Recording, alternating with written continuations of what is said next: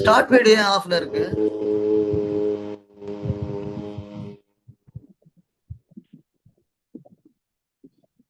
ஆன்மீக பெரியவர்கள் அனைவரையும் ஆன்மீகம் அறிவோம் என்ற இந்த குழுவின் இன்றைய நிகழ்வுக்கு பணிவுடன் அழைக்கின்றேன். இன்று திரு குஞ்சிதபாதம் அவர்கள் மறைஞான சம்பந்தர், மெய்கண்டார், கலிக்கம்ப நாயனார் என்ற மூவரை பற்றி நம்முடைய சிந்திக்க உள்ளார். மறைஞான சம்பந்தர் ஒரு ஃபேமஸ் பர்சனுக்கு குரு அருள்நந்தி சிவாச்சாரியார். அதோட ஒரு ஃபேமஸ் பர்சன் உமாபதி சிவாச்சாரியாருக்கு குரு. இன்னொரு ஃபேமஸ் பர்சனுக்கு சீடர் அருள்நந்தி சிவாச்சாரியாருக்கு சீடர். மெய்கண்டார் சிவஞான போதத்தை அருளிய ஞானி. கலிக்கம்ப நாயனார் 63 ஒருவர். இந்த மூவருக்கும் என்ன ஒரு கனெக்ஷன் என்றால், இம்மூவரும் இப்பொழுது பெண்ணாடம் என்று அறியப்படுகின்ற அக்காலத்திலே குடந்தை நகருக்கு சம்பந்தப்பட்டவர்கள். இருவர் பிறந்தவர்கள், ஒருவர் வளர்ந்தவர் என்று கூறுகின்றார்கள். இல்லை, மூவருமே அங்கே பிறந்தவர்கள் என்ற கருத்தும் இருக்கின்றது. அதனாலே இந்த மூவரை அந்த பெண்ணாடம் எடுத்து கொடுத்த அந்த 3 முத்துக்களை பற்றி சிந்திக்க திரு குஞ்சிதபாதம் அவர்கள் இசைந்துள்ளார்கள். சிந்தனையை அவர் தொடங்குவதற்கு முன் நம்முடைய டாக்டர் அவர்களை இறை வணக்கத்திற்கு பணிவுடன் அழைக்கின்றேன். நன்றி, வணக்கம். நன்றி சார். இன்றைய இறை வணக்கம் on Lord Shiva, a popular song from the film Tirunilakanda.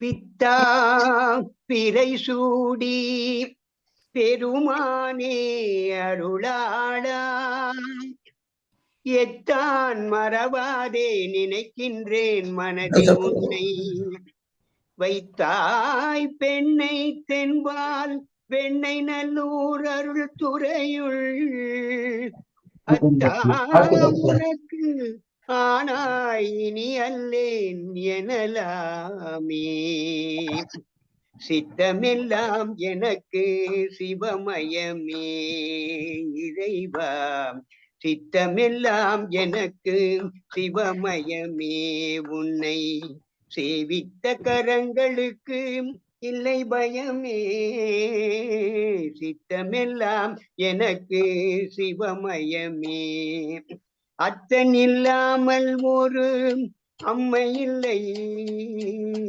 அத்தன் இல்லாமல் ஒரு அம்மை இல்லை, அந்த அம்மை இல்லாமல் இந்த பிள்ளை இல்லை, சித்தமெல்லாம் எனக்கு சிவமயமே, பக்தி பெருக்கில் எந்தன் ஊன் உருக, அந்த பரவசத்தின் உள்ளே உயிர் உருக, பக்தி பெருக்கில் எந்தன் ஊன் உருக, அந்த பரவசத்தில் உள்ளே உயிர் உருக, சக்தி எல்லாம் திரண்டு சிவம் பெருக, சக்தி எல்லாம் திரண்டு சிவம் பெருக, எந்தன் சந்ததியே உனக்கு அடிபணிய இறைவா, சித்தமெல்லாம் எனக்கு சிவமயமே, கண்ணை திறந்து வைத்த கருப்பொருளே கோவில் கதவை திறந்தழைத்த திருவருளே, கண்ணை திறந்து வைத்த கருப்பொருளே கோவில் கதவை திறந்தழைத்த திருவருளே, வெண்ணை நல்லூர் புரையும் அருள் கடலே, வெண்ணை நல்லூர் புரையும் அருள் கடலே, வந்து என்னை என்றும் ஆளுகின்ற பரம்பொருளே இறைவா, சித்தமெல்லாம் எனக்கு சிவமயமே. உன்னை சேவித்த கரங்களுக்கு இல்லை பயமே. சித்தமெல்லாம் எனக்கு சிவமயமே இறைவா. நன்றி sir. Thank you, Doctor. Now over to the speaker.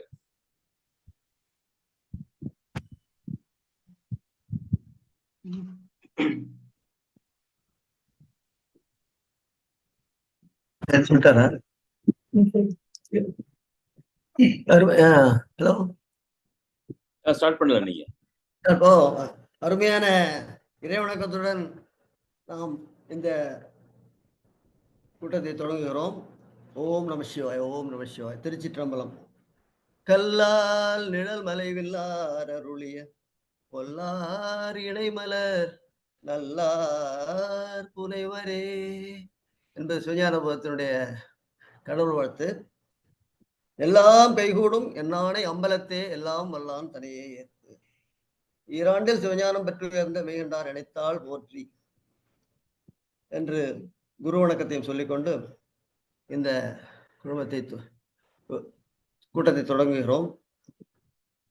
நேற்று விநாயகர் சதுர்த்தியிலே மூழ்கியிருந்த நண்பர்கள் அனைவரும் இன்று சிவகடாட்சத்திலே பெற வந்துள்ளார்கள். என் அன்புக்கினிய சிவனேய செல்வர்கள் அனைவருக்கும் இந்த நன்னாளிலே என்னுடைய அடியனுடைய வணக்கத்தை தெரிவித்துக் கொள்கிறேன். சிவனோடு ஒக்கும் தெய்வம் தேடினும் இல்லை, அவனோடு ஒப்பார் இங்கு யாவரும் இல்லை.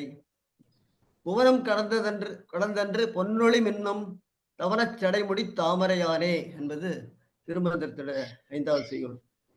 அத்தகைய சிவனை தேடி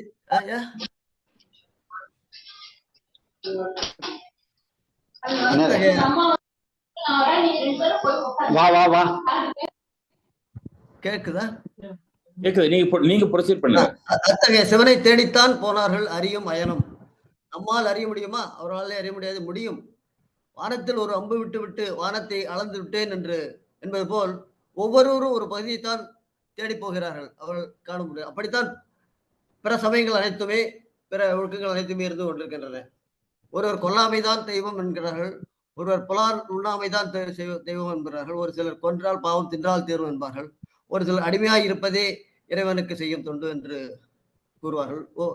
மட்டும் பல்வேறு சமயங்களும் பல்வேறு மார்க்கங்களை போதிக்கின்றன. ஆனால் இந்து சமயம் தான் அனைத்தையும் ஒருங்கிணைத்து, அதிலும் சைவம் என்பது சிவனை முதல்வனாக கொண்டு நமக்கு அழைத்துக் கொள்கிறது. முன்பே பாடல் குறிப்பிட்டது போல் சிவனோடு ஒக்கும் தெய்வம் தேடினும் இல்லை. நாவுக்கரசர் சொல்வார், மூர்த்தியே என்பன் உன்னை மூவரில் முதல்வன் என்பேன். சம்பந்தர் சொல்வார், மூவராய முதல்வருவன் என்று ஒரு ஆடிப்பாடி அவர் பேருவார். ஆடிப்பாடி கண்டுகொண்டு தேடி தேடியும் சிவபெருமானை கண்டுகொண்டேன் என்பார்கள். அம்மையப்பரே உலகுக்கு அம்மையப்பர் என்பார் திருக்களிற்றுப்படியாரிலே திருக்கடவுர் உய்ய வந்து தேவனாயனார். ஆக சிவபெருமான் பஞ்சகிருத்திய பரமானது தாண்டவம் செய்பவராக உலக உயிர்கள் உய்யும் பொருட்டு தடஸ்த கோலமாய் பல வடிவங்களை தாங்கி நிற்கிறார். அவ்வாறு நிற்பதால் தான் நாம் அவரை நாம் உணர்கிறோம். அவ்வாறு தான் அவரை அறிய முடிகிறது. அத்தகைய சிவனை பற்றி, சித்தாந்தம் பற்றி சிந்திக்க வந்துள்ள சிவனேய செல்வர்களான தங்கள் அனைவருடைய திருவடிகளுக்கும் அடியனின் அன்பு வணக்கம்.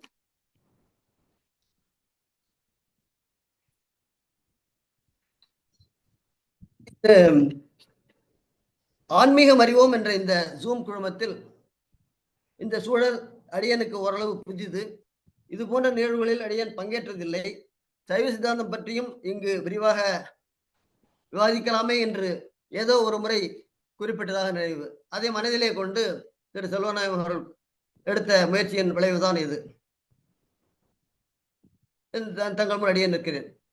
சொலல் வல்லன் சோர்வெல்லன் அஞ்சான் அவனை இகழ்வல்லல் யாருக்கும் அரிது என்று அன்றே சொன்னார் திருவள்ளுவர். அந்த குரல் இந்த குழுமத்தை ஒரு 5 ஆண்டுகளுக்கு மேலாக ஒருங்கிணைத்து கட்டுக்கோப்பாக அனைவரையும் கட்டி போட்டு வைத்திருக்கும் மறைந்த ஆசான் குஞ்சிதபாதம் அவர்களின் தவப்புதல்வன் செல்வநாயகத்திற்கும் எத்தனை பொருந்தும் என்று இந்த குஞ்சிதபாதம் இணைந்து வேந்து போகின்றேன். சொல்லில் வல்லவர், சோர்வின்றி உழற்றுபவர். அவர் சொல்லை தட்டி கழிக்க முடியுமா? என்ன, அதுதான் என்று உங்கள் முன் நான் நிற்கிறேன். எண்ணி துணிய கருமம் துணிந்தவன் எண்ணுவோம் என்பது இழுக்குதானே, தொடங்குவோம் தொடரை, நன்றே செய்க அதுவும் இன்றே செய்க என்று பறைசாற்றும் வண்ணம் வந்தது இந்த வாரம் ஒரு குரு பூஜை. ஆம், ஆவணி மாதம் உத்தர நாள் செப்டம்பர் 4 அன்று மறைஞான சம்பந்தர் குரு பூஜை வந்தது. சைவ உலகம் அனைத்தும் அதை அனுசரித்து வருகின்றது. எனவே இந்த வாரத்தில் எப்படியும் மறைஞான சம்பந்தரை நினைவுபடுத்திக் கொள்ள வேண்டும் என்று ஒரு நல்ல எண்ணம் உதித்தது. அதையே இன்று செயல்படுத்தி வருகிறோம். அது அதன் முகத்தால் மறைஞான சம்பந்தரை மட்டும் சொன்னால் போராது, அதற்கு ஒரு பலகணியாக அவருடைய அந்த தளத்திலே இருந்த கலிக்கம்ப நாயனார், மெய்கண்டார் ஆகியவர்களை சேர்த்து கடந்த நகரில் நகர்கண்ட மூவர் என்ற நிகழ்வு என்று இனிதே ஆரம்பமாகிறது. இதற்கு உங்களை அனைவரையும் வரவேற்பதில் பெருமகிழ்ச்சி கொள்கிறேன். அந்த மூவர் யார் என்று முகப்பிலேயே தெரிவித்து விட்டார் நம்ம அமைப்பாளர். காலத்தால் முந்தியவர் கலிக்கம்ப நாயனார். சுமார் 1300 ஆண்டுகளுக்கு முன்பு 7ஆம் நூற்றாண்டிலே 8ஆம் நூற்றாண்டிலே இருக்கக்கூடியவர். மெய்கண்டார் 13ஆம் நூற்றாண்டு, மறைஞான சம்பந்தர் 14, 15ஆம் நூற்றாண்டிலே வாழ்ந்து மறைந்தவர்கள். இவர்களை ஒருங்கிணைப்பது அமைப்பாளர் முன்னரே சொன்னவர் கடந்தை நகர். முதலில் கடந்தை நகர் பற்றியும் பின்பு மறைஞான சம்பந்தரை பற்றியும் சிந்திப்போம். கலிக்கம்ப நாயனார் பற்றி இந்த குழுவில் பெரிய புராணம் தொடரில் விரிவாக சிந்திக்கப்பட்டு இருக்கும் என்று நம்புகிறேன். மெய்கண்டார் அவர்களை பற்றி இந்த 1 மணி நேரத்திலே சிந்திப்பது ஒரு சாதாரண காரியம் அல்ல. அவரை பற்றி சுருக்கமாக சிந்தித்து விட்டு மெய்கண்டார் சிவஞான போதும் என்று விரிவாக சிந்திக்க பின்னாடி வாய்ப்பு வரும் என்று எண்ணுகிறேன். முதலில் கடந்தை நகரை பற்றி சிந்திப்போம். 3 என்பது ஒரு மந்திர சொல், அனைவருக்கும் தெரியும். எந்த ஒரு நிலையும் 3ஆக வகைப்படுத்த முடியும். வரையறுத்து அது ஒரு மந்திர சொல். அதை வரையறுத்து உபயோகிப்பது ஒரு 3 என்பது ஒரு மந்திர சொல். எந்த ஒரு நிலையையும் வரையறுக்க உபயோகிக்கப்படும் தந்திர சொல்லாக அது அமைகிறது.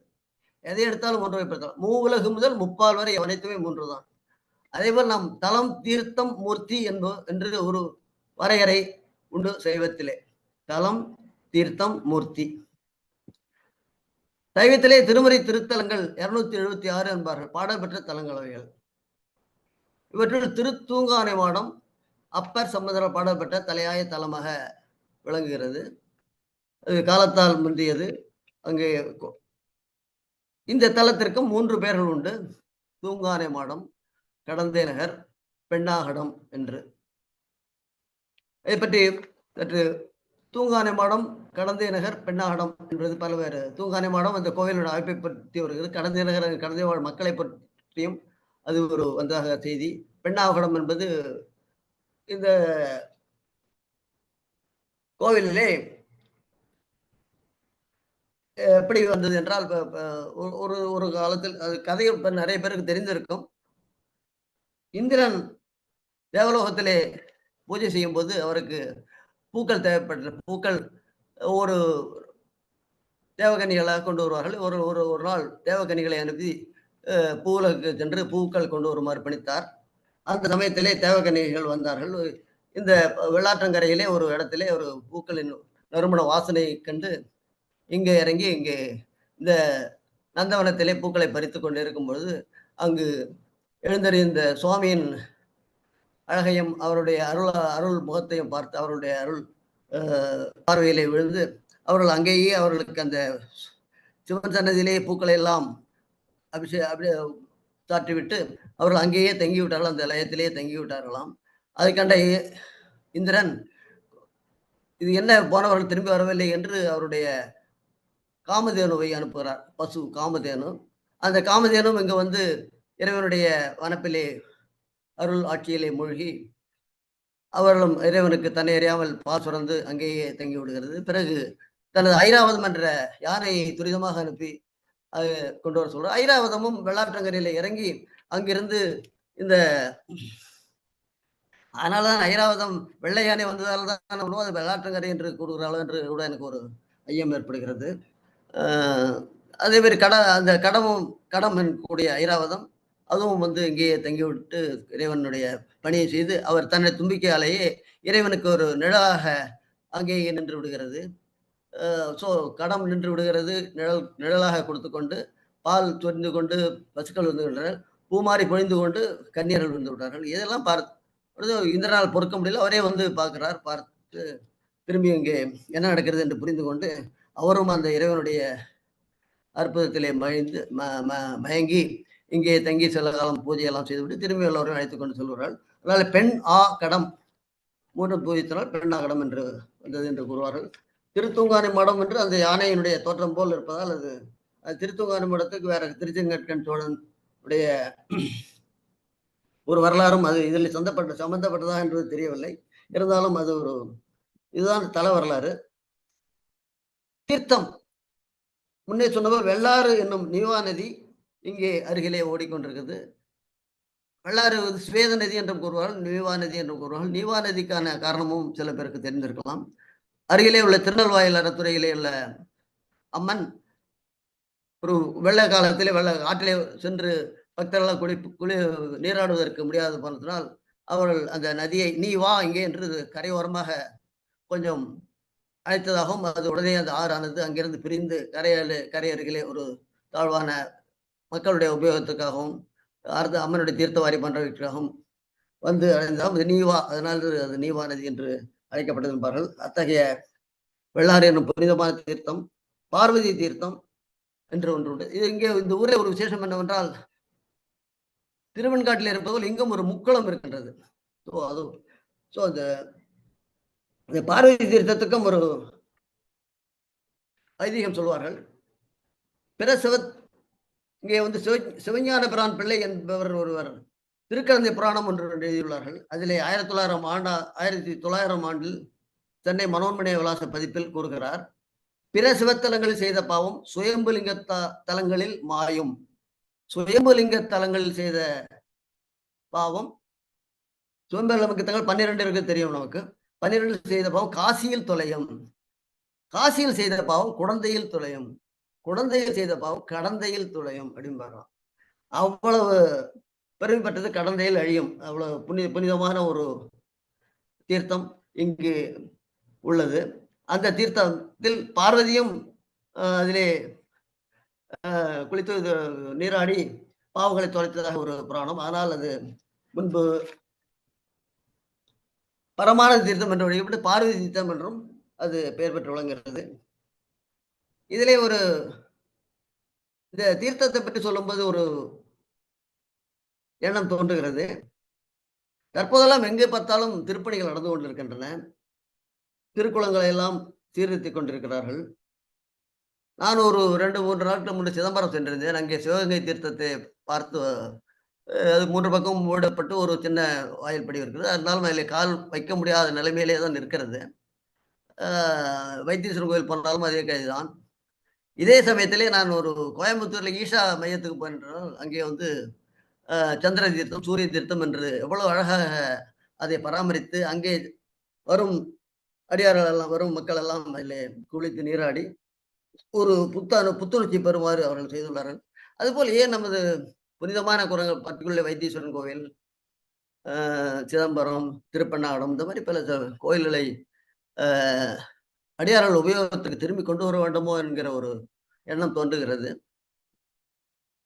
இதே சமயத்தில் ஐரோப்பியாவில் பார்த்தீங்கன்னா லண்டன்லேருந்து ஒரு 100 மைல் பக்கத்தில் இருக்கலாம் பேத் சிட்டி என்று வைத்திருக்கிறார்கள். இந்த பேத் சிட்டி என்பதில்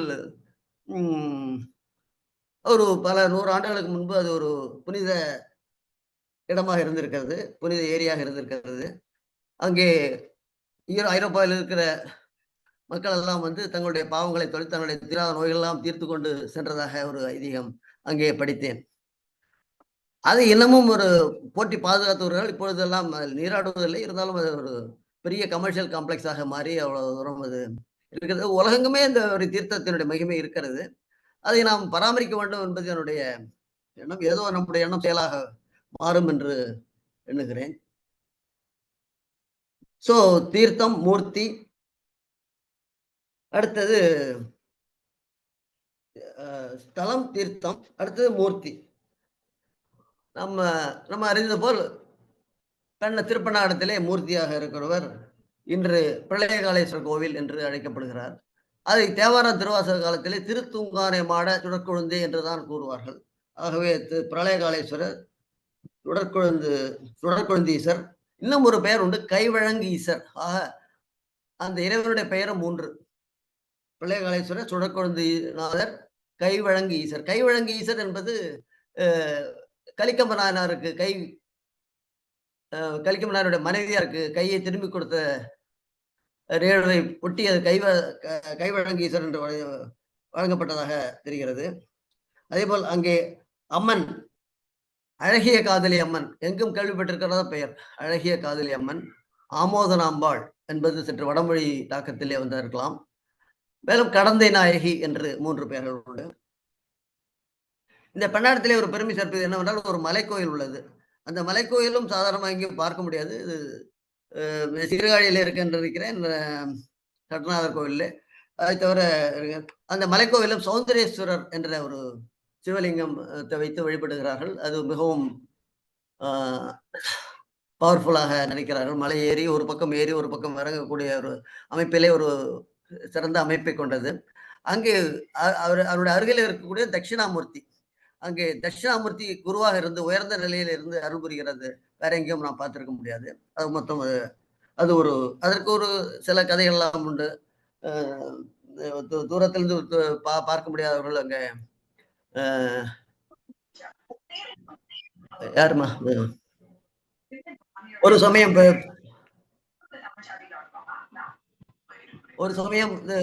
பிரளய கால வெள்ளம் இருந்ததாகவும் இந்த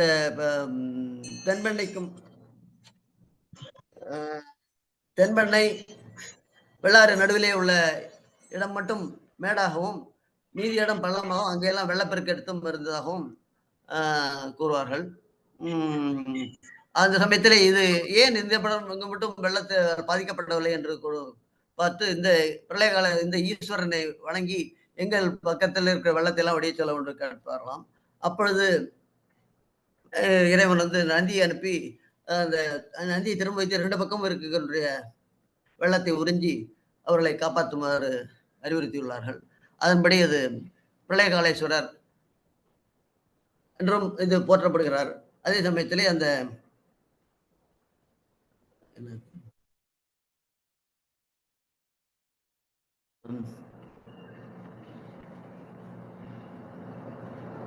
அது பிள்ளைகாலேஸ்வரர் நந்தி மூர்த்தியா அந்த மலைக்கோவில். ஓகே, அந்த சமயத்தில் அது ஒரு ஒன்று.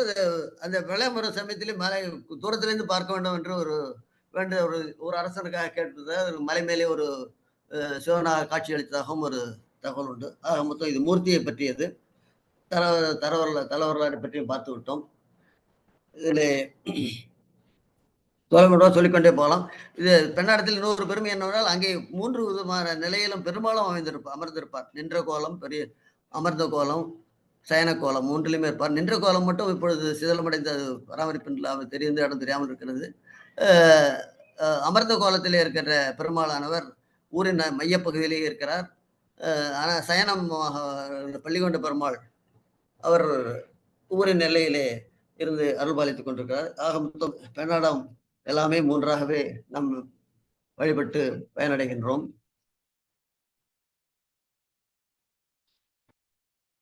இதற்கு பிறகு இப்ப நம்ம மெயின் சப்ஜெக்ட் வரும்போது மறைஞான சம்பந்தர் முதல்ல எடுத்துக்கொள்வோம். ஏனால் இப்பொழுதுதானே குரு பூஜை நடந்தது. ஒட்டி மறைஞான சம்பந்தர் இது புழியர்கோன் வெப்பொழித்த புகழியர்கோன் கடல் போற்றி ஆழிமிசை கண்மிதப்பில் அணைந்த பிரானடி போற்றி வாழி திருநாவலூர் வந்தொண்டர் பதம் போற்றி ஊழிமலி திருவாத ஊர் திருத்தாள் போற்றி என்ற மங்கள வாழ்த்து அனைவருக்கும் தெரிந்திருக்கும். இது நால்வர் துதி. அது பன்னிரு திருமுறையிலே முதல் பாடாக நம்ம ஒரு பாட்டு. இது தோத்திரத்துக்கான நால்வருக்கான துதி, சமயக்குறவர்களுக்கான துதி. இதே போல் சந்தானக்குறவர்களுக்கான துதி பலரும் அறிந்திருக்க மாட்டார்கள்.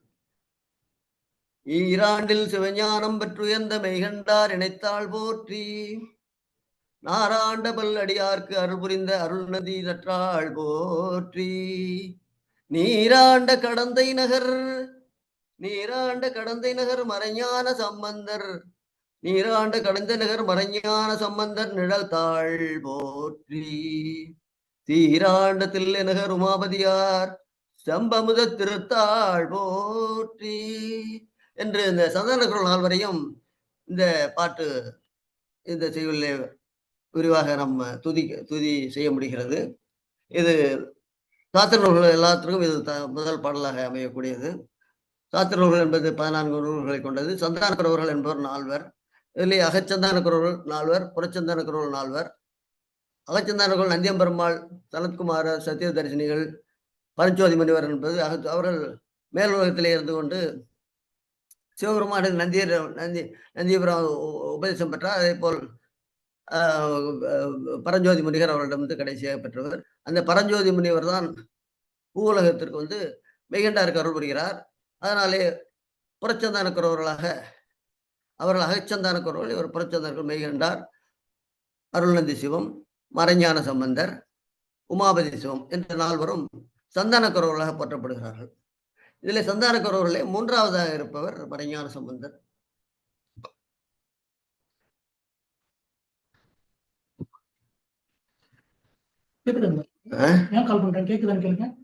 யாரு அவருக்கு யார் கேக்குறாங்க? கேட்கலையா? கிளியரா இருக்கு. ஜாயின் பண்ண முடியலன்னு தெரியல உங்களுக்கு. யாரோ 2 பேரும் கேக்குறாங்க ஜாயின் பண்ண முடியலன்ட்டு.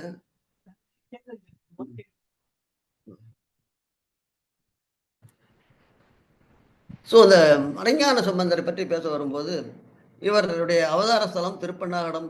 சிலர் மருதூர் என்றும் சொல்லுவார்கள். அங்கே மருதூரிலும் வாழ்ந்திருக்கிறார், சிதம்பரத்திற்கு மருதூரிலும். இவர் அந்தனர் சாமவேதிகள் பராசர கோத்திரத்திலே பிறந்தவர்கள். இவர்கள் மறைந்த நட்சத்திரம் உத்திரம், ஆவணி மாத உத்திர நட்சத்திரத்திலே இவர்கள் குரு பூஜை வருகிறது. குரு பூஜை என்பது இந்த ஆண்டவர் சான்றவர்களுக்கெல்லாம் எப்படி வருகிறது என்றால் அவர்களுடைய மறைந்த நட்சத்திர மாதத்தை தான் செய்கிறார்கள். நம்ம எல்லாம் பிறந்த நட்சத்திரம் பிறந்த நாள் வச்சுருவோம். நம்ம மறைந்தவர்களுக்கெல்லாம் நம்ம ஒரு திதியை வைத்து நம்ம அவர்களுக்கெல்லாம் மறைந்த நட்சத்திரத்தை முக்கியமாக கொண்டு நிகழ்த்தி வருகிறார்கள். அது அந்த தினத்துல குரு பூஜை அனைவருக்கும் நடக்கும். மெய்கண்டார பார்த்தால் ஐப்பசி சுவாதியிலே நடக்கும். இன்றைய தினம் ஒரு சுவாதி தினமாக அமைந்துள்ளது. இன்றைய தினத்திலே நாம் மெய்கண்டாரை பற்றி சந்தான குரலை பற்றி வாய்ப்பு. மறைஞான சம்பந்தர் உள்ள பெண்ணாளத்தில் உள்ள சம்பந்தி அந்த உமாபதி சிவயம் என்ற அவருடைய சீடரே சொல்லியுள்ளார்கள். அவர் ஏற்றியுள்ள ஒரு பாடலை குரு வணக்கத்தை நாம் இப்போது சிந்திக்கலாம். பாதிகழ வளர் சாம வேதம் மல்க பராசர மாமுனி வரவு பயில ஞானச்சார்புதர வந்தருளி எம்மை ஆண்ட சைவசிகாமணி மருத தலைவன் அந்தன் கார்மருவு பொழில் புடை சூழ் மதில் மீதே மதியம் கடவாமை நெடுங்கொடியின் கரந்தகையும் கடந்தை சீர்நிலவு மறைஞான சம்பந்தன் எந்தை திருவளரும் மலரடிகள் சென்னி வைப்பாம் என்று கடந்தை சீர்நிலவு என்று குறிப்பிடுகிறார் மறைஞான சம்பந்தரை.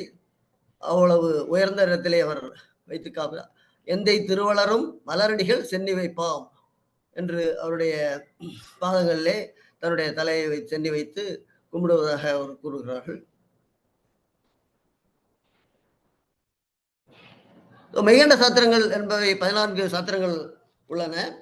14 சாத்திரங்களே பெயர்களை சொல்ல வேண்டும் என்றால் திருவுந்தியார், திருக்களிற்றுப்படியார், சிவஞான போதம், சிவஞான சித்தியார், இருபா 20, சிவப்பிரகாசம், இவையெல்லாம் முதல் 2 திருவுந்தியார், திருக்கழகர் மெய்கண்டாருக்கு முற்பட்டது. இருந்தாலும் அது தலைநூல். அடுத்ததாக சிவஞான போதம் மெய்கண்டார் எழுதி அதுதான் தலைநூலாக வருகிறது. சிவஞான போதத்தை விரிவுரை செய்வதற்காக சிவஞான சித்தியார், இருபா 20 ஆகியவை அவருடைய மெய்கண்டாருடைய முதல் சீடர் அருள்நந்தி சிவத்தால் ஏற்றப்பட்டது. அடுத்து இது 6 நூல்கள் ஆகின்றன.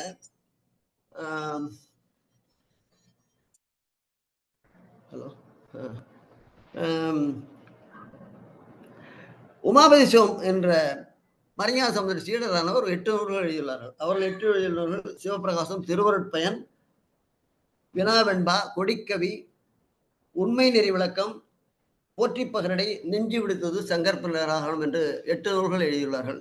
இவையெல்லாம் சித்தாந்த அட்டகம் என்ற பெயர். இந்த சித்தாந்த அட்டகத்தை சேர்ந்து மீதி எல்லாம் சேர்ந்து 14 நூல்களாக நாம் கொள்கிறோம்.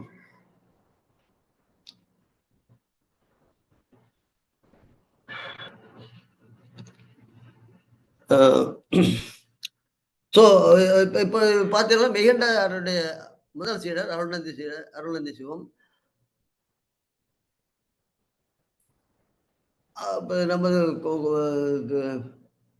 அவருடைய சீடர் மறைஞான சம்பந்தர் வெள்ளாட்டு நிவாநிதி கரையோரம் உள்ள பெண்ணாகடத்தில் பராசர கோத்திரத்தில் சாமவேத மரபில் பிறந்தவர் ஆவார்.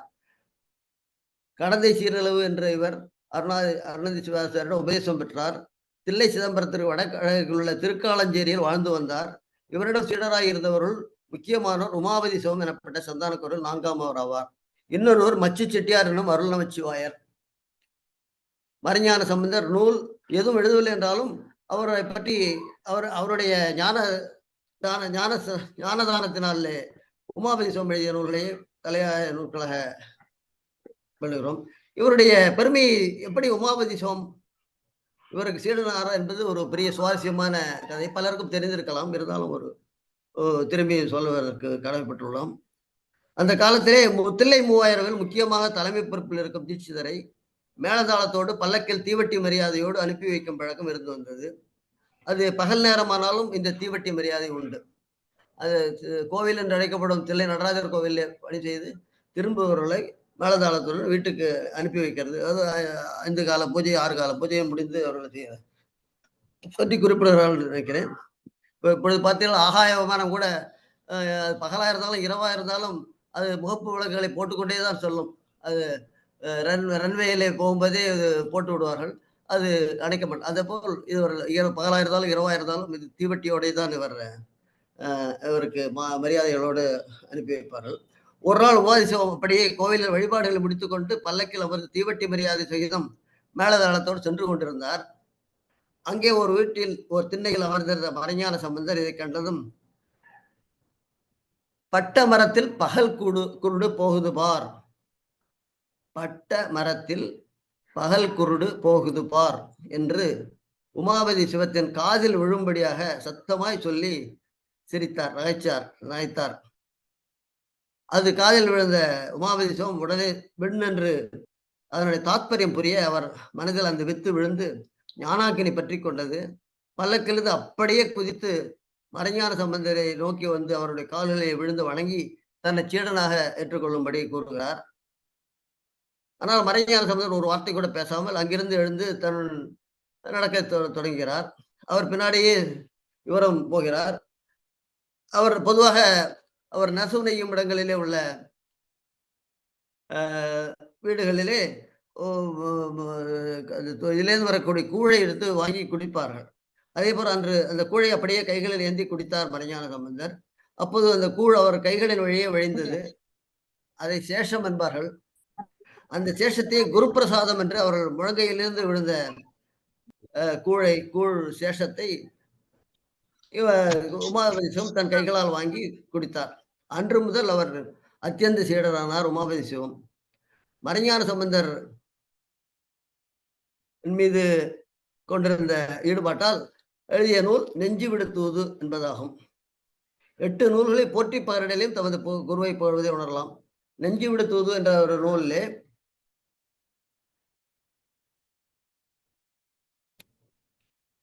பல போதனைகளை செய்துள்ளார்.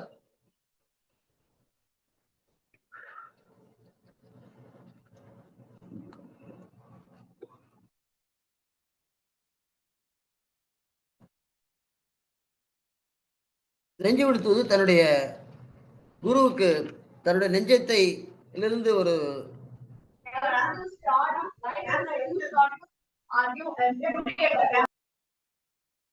தலைவி ஒருத்தி தன் தலைவன் மீது கொண்ட காதல் கொண்டு வருந்தும் போது ஒருவரும் மீது ஒரு கூறும் கூற்றாகவும் தன் நெஞ்சை தூதுவிட்டு அத்தலைவன் அணிந்த கொன்றை மாலையை வாங்கி வருமாறு வேண்டுகோள் விடுவதா போன்ற அமைந்துள்ளது பல பாடல்கள் அந்த நெஞ்சு விடுத்துவது என்றதில். அதை எப்படி உருவகப்படுத்துகிறார்கள் என்றால் அவர் தன்னுடைய குருவான உமை மறைஞான சம்பந்தர் வந்து ஞானத்தை பெற்று வந்து என்னை இன்னும் மேலும் மேலும் ஞானவானாக ஆக்க வேண்டும் என்று கூறுவது போல் அது அமைந்திருக்கிறது. அதேபோல் போற்றி பகரிடை என்ற நூலிலும் அவர் இறைவனை போற்றுவது போல் போற்றி தன்னுடைய குருவையும் போற்றி அதிலே நிறைய பாடல்களை செய்துள்ளார்கள். இந்த 8 பாடல்களும் அவருடைய மறைஞான சம்பந்தர் அளித்த ஞானத்தினால்தான் விளைந்தது என்று அவர் ஒவ்வொன்றிலும் குறிப்பாக உணர்த்தி கொண்டிருக்கிறார்கள். அவர் தம் குருமூர்த்தியாய மறைஞான சம்பந்தர் தம்மை ஆட்கொண்ட செயலை பலவாறாக தோத்தரிக்கும் வகையில் உள்ளது. இது அந்த நெஞ்சு விடுத்துவது பாருங்கள் தோத்திர நூலாகவும் சாத்திர நூலாகவும் அமைந்துள்ளது. ஏன்னா அவரை தோத்திரம் செய்வதனால் அது தோத்திர நூலாகவும் சாத்திர நூலாகவும் அமைந்துள்ளது என்று கூறுவார்கள்.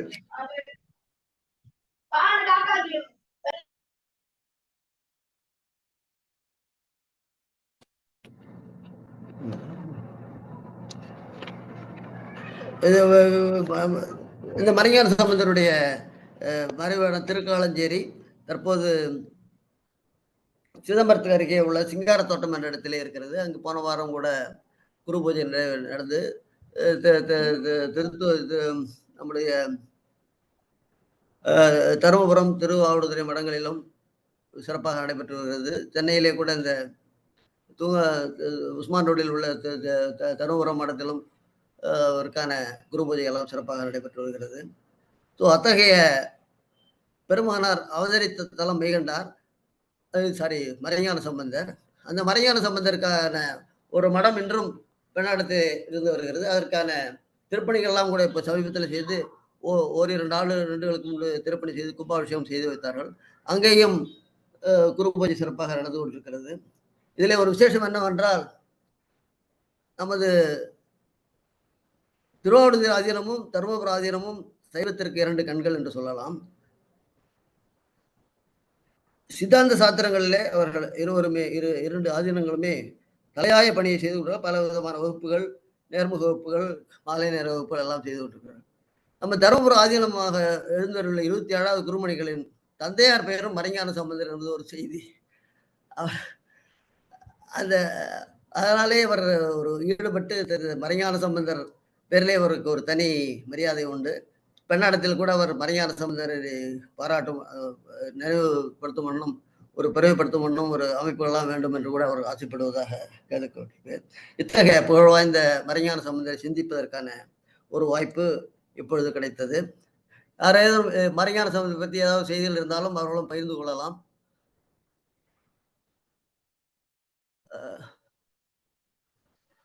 அவையோரை கேட்டுக்கொள்கிறேன். யாராவது மறைஞான சம்பந்தரை பற்றி யாராவது மேலும் குறிப்புகள் இருந்தாலும் இங்கே பகிர்ந்து கொள்ளுமாறு கேட்டுக்கொள்கிறேன்.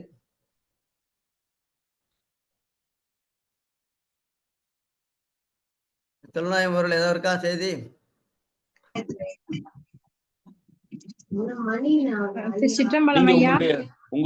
சொல்லுங்க. சொல்லட்டும் பிரியதர்ஷி சொல்லட்டும். சிதம்பரம் ஐயா, மெய்கண்ட தேவன் நாயனார் பத்தி ரொம்ப அருமையா பேசியிருந்தீங்க. ரொம்ப சந்தோஷமா இருக்கு எனக்கு. அவங்க ஊரோட விளக்கம்லாம் நீங்க கொடுத்தது ரொம்ப அருமையா இருந்தது ஐயா. அதே மாதிரி ரொம்ப அருமையா எல்லாம் ரொம்ப டீட்டெயிலா சொல்லியிருந்தீங்க எல்லாம். ரொம்ப அருமையான நீங்க எல்லாம் எவ்வளவோ கரை கடந்துட்டீங்க. நீங்க எல்லாம் மெய்கண்ட தேவன் நாயனார் பத்தி அடியேன் ஒரு 2 நிமிஷம் ஐயா. எனக்கு எனக்கு நம்ம வகுப்புல கத்துக்கிட்ட ஒரு விஷயம். ஏன்னா அவங்க எவ்வளவு பெரியவங்க, 2 வயசுல ஞானம் பெற்றவங்க. பரஞ்சாதி முனிவரால 2 வயசுல ஞானம் பெற்றவங்க. அவங்களுடைய இன்னொரு சிறப்பு வந்து அவங்களுடைய மாணாக்கர் ஆகிய அருணந்தி சுவாமி. அந்த அருணந்தி சுவாமி வந்து அவங்க பிறக்கிறதுக்கு ஒரு கருவியா சுவாமி செயல்படுத்தின ஒருத்தவங்க அருணந்தி சுவாமி. அவங்க வந்து இவங்களுக்கு மாணவரா, அதாவது அவங்க பிறக்கிறதுக்கு அவங்க எவ்வளவு பெரியவங்களா இருந்திருப்பாங்க.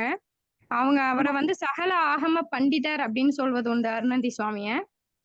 அவங்க ஆரம்ப பேர்.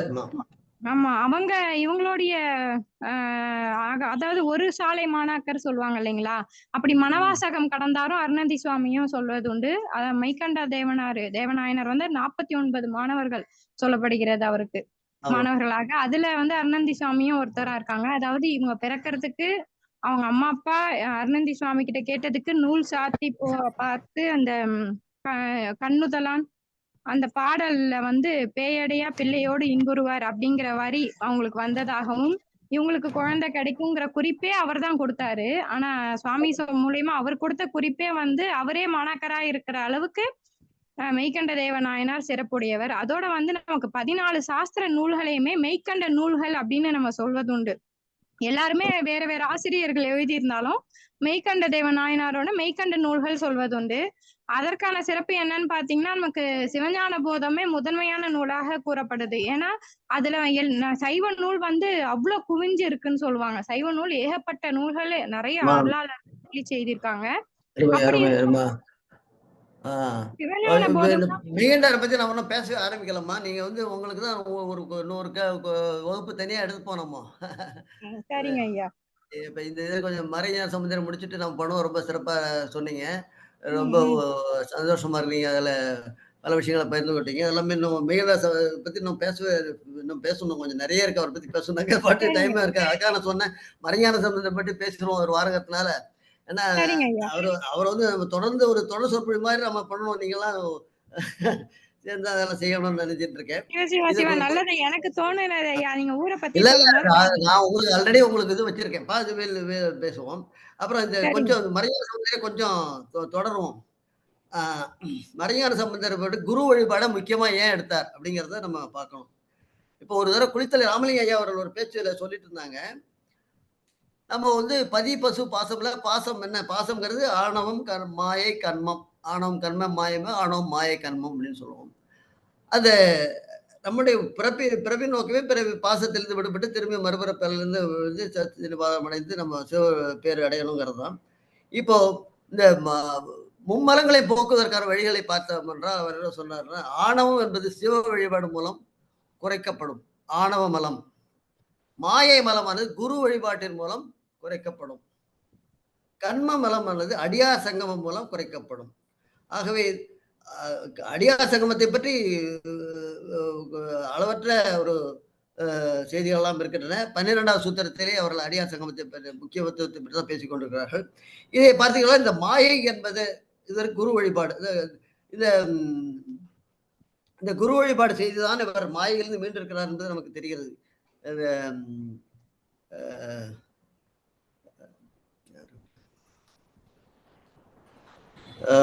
உமாபதி சிவம் அவர்கள் அவருடைய குரு வழிபாடு எவ்வளவு தூரம் இருந்திருக்கிறது என்பதை பார்த்தால் அது குரு வழிபாட்டினுடைய முக்கியமும் அதை குரு வழிபாட்டை நம்ம ஒரு பொருட்டாக நினைத்து அதிலேயே திளைத்து இருக்கும் போது நமக்கு அந்த மாயையிலிருந்து விலகி நமக்கு அந்த மாயையிலிருந்து விலகினால்தானே அவர் 8 நூல்கள் எழுதியுள்ளார். சித்தாந்த அட்டகம் என்று. அதை பார்த்தாலே அவருக்கு எவ்வளவு இதிலே பல கதைகள்லாம் உபகதைகள்லாம் உண்டு. இவர் வந்து தீட்சிதர் என்பது மிக உயர்ந்த நிலையிலே குலத்திலே விதிக்கப்படுகிறது. இவர் பிறந்த பராசர கோத்திரம் அந்த அளவுக்கு கிடையாது என்று கருதுகிறது. ஸோ அவர் அவ்வளவு உயர்ந்த நிலையில் இருந்தாலும் இந்த பராசர கோத்திரத்தை சேர்ந்த இந்த இவருடைய நட்பாக இவருடைய குருவாக ஏற்றுக்கொண்டதனால் அந்த தீட்சிதர் எல்லாம் அவரை ஒதுக்கி வைத்திருக்கிறார்கள். உமாபதி சிவத்தை அவங்களுடைய கோவில் அர்ச்சகராக இருந்ததையும் கோவில் முக்கியஸ்தராக இருந்ததையும் அதிலிருந்து அந்த பதவியெல்லாம் எடுத்து அவரை உதாசீனப்படுத்தி அவரும் மனம் உடைந்து சிதம்பரத்து அருகில் உள்ள ஊரில் போய் செட்டில் ஆகிவிடுறார். அப்பொழுது ஒரு சிதம்பரத்திலே ஒரு கொடியேற்ற விழா ஆரம்பிக்கிறது. விழாவுக்காக கொடியேற்ற போகிறார்கள். கொடி ஏறவே இல்லை. கொடி ஏறாத சமயத்திலே அவர்கள் காரணம் கேட்டு எல்லாரும் வந்து ஒரு சிதம்பர தீட்சிதெல்லாம் தில்லை 3000 எல்லாரும் மனமுடைந்து போயிருக்கிறார்கள். அப்பொழுது சிவன் ஆசிரியர் திருக்கொற்றங்குடியில் உள்ள நம்ம உமாபதி சிவத்தை போய் கூப்பிட்டு வாருங்கள், அவர் வந்தால்தான் ஏறும் அப்படின்னு சொல்லிட்டு அவர் சூசமாக சொல்லிவிட்டார்கள். இவர்கள் எல்லாம் உடனே அங்கே சென்று நாங்கள் செய்த தவறையெல்லாம் மன்னித்து நீங்களும் மீண்டும் கோவில் பணியிலே இணைந்து காக்க வேண்டும் மக்களை எல்லாம் அப்படின்னு சொல்லிட்டு இவரெல்லாம் வேண்டிக் கொள்கிறார். அவரும் மனம் வந்து வருகிறார். அப்பொழுது அவர் அங்கு கொடிக்கவி என்ற ஒரு பாடலை பாடி முடிக்கிறார். அந்த கொடிக்கவி என்ற பாடல் பாடின முடிந்தவரை அது உடனே இருக்கிறது. இப்ப கொடிக்கவி என்கிறது ஒரு சிறிய பாடல்கள் தான், ஒரு பக்கம் தான் இருக்கும். அந்த இப்ப நீங்க மயிலாப்பூர் கோவில் பார்த்தால் கூட முன்பக்கத்திலே கொடிக்கவி என்று ஒன்று போட்டு இருக்கும். அந்த பாடு முழுதுமே பதிவு பண்ணியிருப்பார்கள். அது அத்தகைய ஒரு முக்கிய இம்பார்ட்டன்ஸ் உமாபதி சிவத்திற்கு வந்திருக்கிறது. இதெல்லாம் குரு வழிபாட்டினால்தான் வந்தது என்று நான் நினைக்கிறேன். அத்தகைய முக்கியத்துவம் வாய்ந்த குரு வழிபாடு. அடியார் சங்கமும் அதை பத்தி அடியார் சங்கமும் நீங்க நம்ம இதுல பார்க்கலாம். கலிக்கம்ப நானாரிலே பார்த்துக் கொள்ளலாம். இது இது ஒரு சிம்பிளாக ஒரு இந்த சமயத்திலே ஒரு பராசர கோத்திரம் என்றால் என்ன என்பதை பற்றியும் நான் ஒரு சின்ன செய்தியை படித்தேன். அதையும் பகிர்ந்து கொள்கிறேன். மகாபாரதத்தில் ஆதி பருவம் 63வது அத்தியாயமாக வருகிறது. பராசரர் முனிவர் என்பவர் வசிஷ்டரின் பேரன். இந்த வரலாறு வசிஷ்டரின் புதல்வர்கள்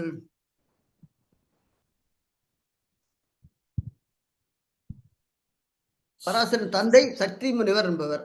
சக்தி முனிவர் வசிஷ்ட மகரின் 100 புதல்வர்கள் மூத்தவர் சக்தி மகரிஷி. ஒருமுறை சக்தி முனிவர் தன் ஆசிரமத்தில் நடந்து சென்றிருந்த போது வேட்டையிலிருந்து களைத்து திரும்பிக் கொண்ட இஷ்வாகு என்ற வம்சத்தில் பிறந்த கல்மாஷபாதன் என்ற அரசன் ஏற்பட்டான். அவன் முனிவரின் மதிப்பை அறியாமல் ஆத்திரத்துடன் அவரை பாதையிலிருந்து நகரச் சொல்லி ஆணையிட்டான். நீ தர்ம வழி அறிய மாட்டாய், தர்ம வழியில் நீ பாட்டு செல்ல ஏன் என்னை பாடுபடுத்துகிறாய் என்று இவர் சொல்லி சொல்லி பாருங்க. அவன் கேட்க மாட்டேன்கிறான். அவன் கேட்காமல் கோலால் அடிக்கிறான். கோலால் அடித்த உடனே அமைதியார் சக்தி முனிவர் விழுந்தார். காரணமின்றி ராட்சசனை போல என்னை அடித்தாயே, நீ பிரம்மராட்சராக கடவாய் அப்படின்னு அவருக்கு சாதம் கொடுத்தார். அவன் காட்டிலே அலைகிறார். பிறகு விஸ்வாமித்திரர் வசிஷ்டருக்கும் இடையே இருந்த பகையறிந்த அவன் விஸ்வாமித்திரரை துணை எடுத்துக்கொண்டு தவத்தில் இருந்த சக்தி முனிவரையும் அவருடைய வசிஷ்டர் ஆசிரமத்துக்கு சென்று சக்தி முனிவரையும் வசிஷ்டரின் புதல்வரையும் பிடித்து விழுங்கி விட்டான். இச்சம்பவத்தால் வசிஷ்டர் மிகவும் மனம் வருந்தினார். நான் எத்தனை தவ சக்தி புரிந்திருந்தும் என் புதல்வர்களை காப்பாற்ற இயலவில்லையே என்று துயரமடைந்தார்.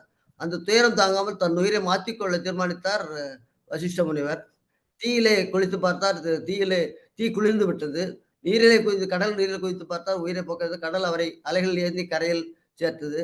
மேருமலையின் உச்சியிலிருந்து கீழே குதித்தார். ஆனால் ஒரு தக்கையை போல் காற்று வந்தார். ஆக பஞ்சபூதங்களாலும் அவரால் மரணம் அடைய முடியவில்லை. வசிஷ்டரை யோக பலம் அத்தகையாக இருந்தது. இதுக்கிடையிலே எனக்கு பின்னாலே ஒரு கதை இருக்கிறது. ஒரு நாள் மழலை மொழியில் ஒரு குழந்தை 6 அங்கங்களுடன் கூடிய வேதத்தை இனிமையாக ஓதிக்கின்றது. வசிஷ்டர் செவியம் எடுத்தார். அந்த ஒலி எங்கிருந்து வருகிறது என்று பார்த்தால் மறைந்து போற சக்தி முனிவரின் மனைவி அதிருஷ்டியின் கர்ப்பத்தில் இருந்து வந்ததை அறிந்து ஆச்சரியம் ஆனந்தம் அடைந்தார். சக்தி முனிவரின் மனைவி பிறர் கண்களுக்கு புலப்படாமல் வாழ்ந்து வந்தார். ஏனென்றால் கணவர் இறந்து விட்டதால் அவர் தனிமையிலே வாழ்ந்து வந்து கொண்டிருக்கிறார். அவர் தன் மாமனாரான வசிஷ்டர் தன் உயிரை போக்க முயற்சிக்கிறார். தானே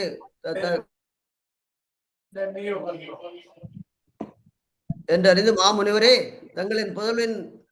தங்கள் புதல்வரின் அம்சம் என் கருவில் வளர்கிறது. அது மருமகளானவர் சொல்லுகிறார்கள். மாமுனிவர், தங்கள் புதல்வனின் அம்சம் என் கருவில் வளர்கிறது. அவர் பிறந்து உங்கள் ஆசையிலே பெறுவார் இருந்தேன். நீங்கள் அவனை வளர்ப்பதற்குள் நீங்கள் தற்கொலைக்கு முயற்சிக்குள்ள இந்த மரண முயற்சி நிறுத்துங்கள் என்று கூறுகிறார். உடனே பேரனை நினைத்து வசிஷ்டர் மனம் ஆகிறது. அதனால்தான் புத்திர சோகத்தில் மூன்றிருந்தவரை எல்லா பஞ்சபூதங்களும் அவரை தீண்ட முடியவில்லை.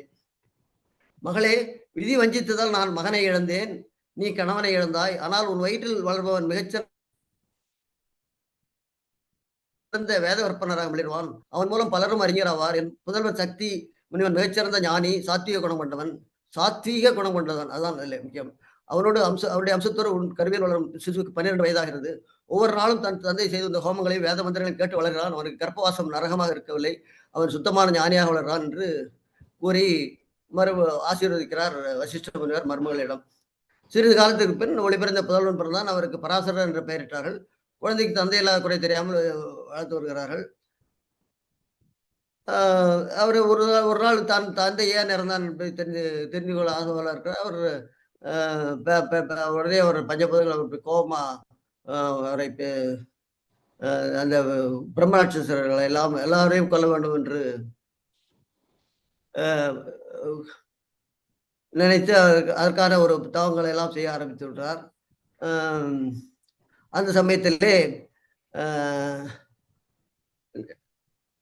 ஒரு ஒரு பெரிய அக்னியை மூட்டி அந்த அக்னி தவத்திலே எல்லா துஷ்டர்களும் மடிகிறார்கள்.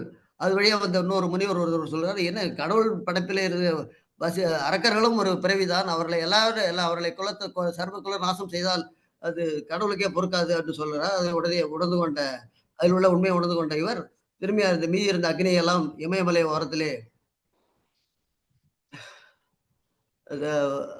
அப்புறப்படுத்தி விட்டு பிறகு அமைதியடைகிறார்.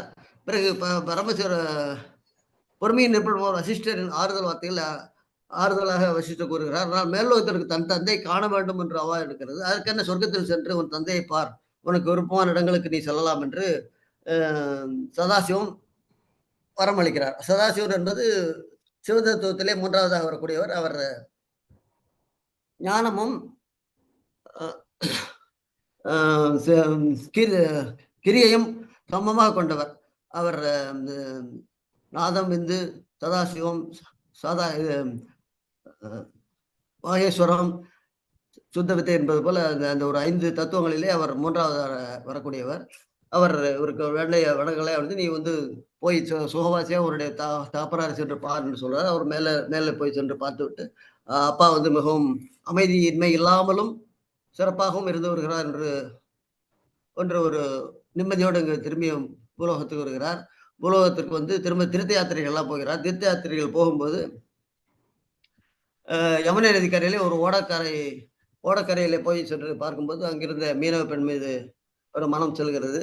அந்த கதைகள் தான் பிறகு அவரை என்ன பண்ணி தீண்டாமே அங்கே வந்து அந்த மீன் நாட்டம் வீசுகிறது என்று எல்லாம் சுகந்தமாக மாற்றி அவர்களுக்கு அவர் கன்னிப்பெண்ணாக இருக்கும்போதே அவருக்கு கன்னித்தன்மை கடாத வண்ணமாக அவருக்கு ஒரு குழந்தையை பெற வைத்து சத்தியவதி என்ற அவளுக்கு குழந்தை பிறகு அவர்தான் வியாச முனிவராக அத்தகைய சிறப்பு வாய்ந்தது பராசர கோத்திரம்.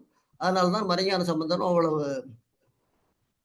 சிறப்பான ஒரு நிலத்தை நிலையடைகிறார் என்பதை தெரிவிக்கவே இந்த சின்ன செய்திகளை நாம் உங்களிடம் பகிர்ந்து கொள்கிறேன்.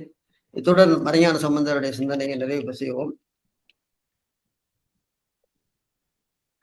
ஏற்கனவே மையார் சொன்னது போல நமது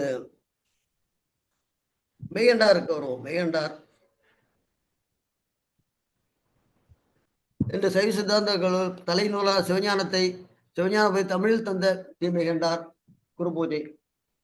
பண்டை மறை வண்டரற்ற பசுந்தேன் ஞானம் பரிந்தொழுக சிவகந்தம் பறந்து நார கண்ட இருதய கமல முகைகளெல்லாம் கண்டிரப்ப காசினி மேல் வந்து அருட்கதிரோன் விண்டமலர் புழல் புழை சூழ் மெய்கண்ட தேவன் மிகு சைவநாதன் புண்டரிக மலர் தாழச் சிரத்தே வாழும் பொற்பாதம் எப்போதும் போற்று செய்வோம் என்று மெய்கண்டாரை பற்றி இப்போ ஒரு பாடல் உண்டு.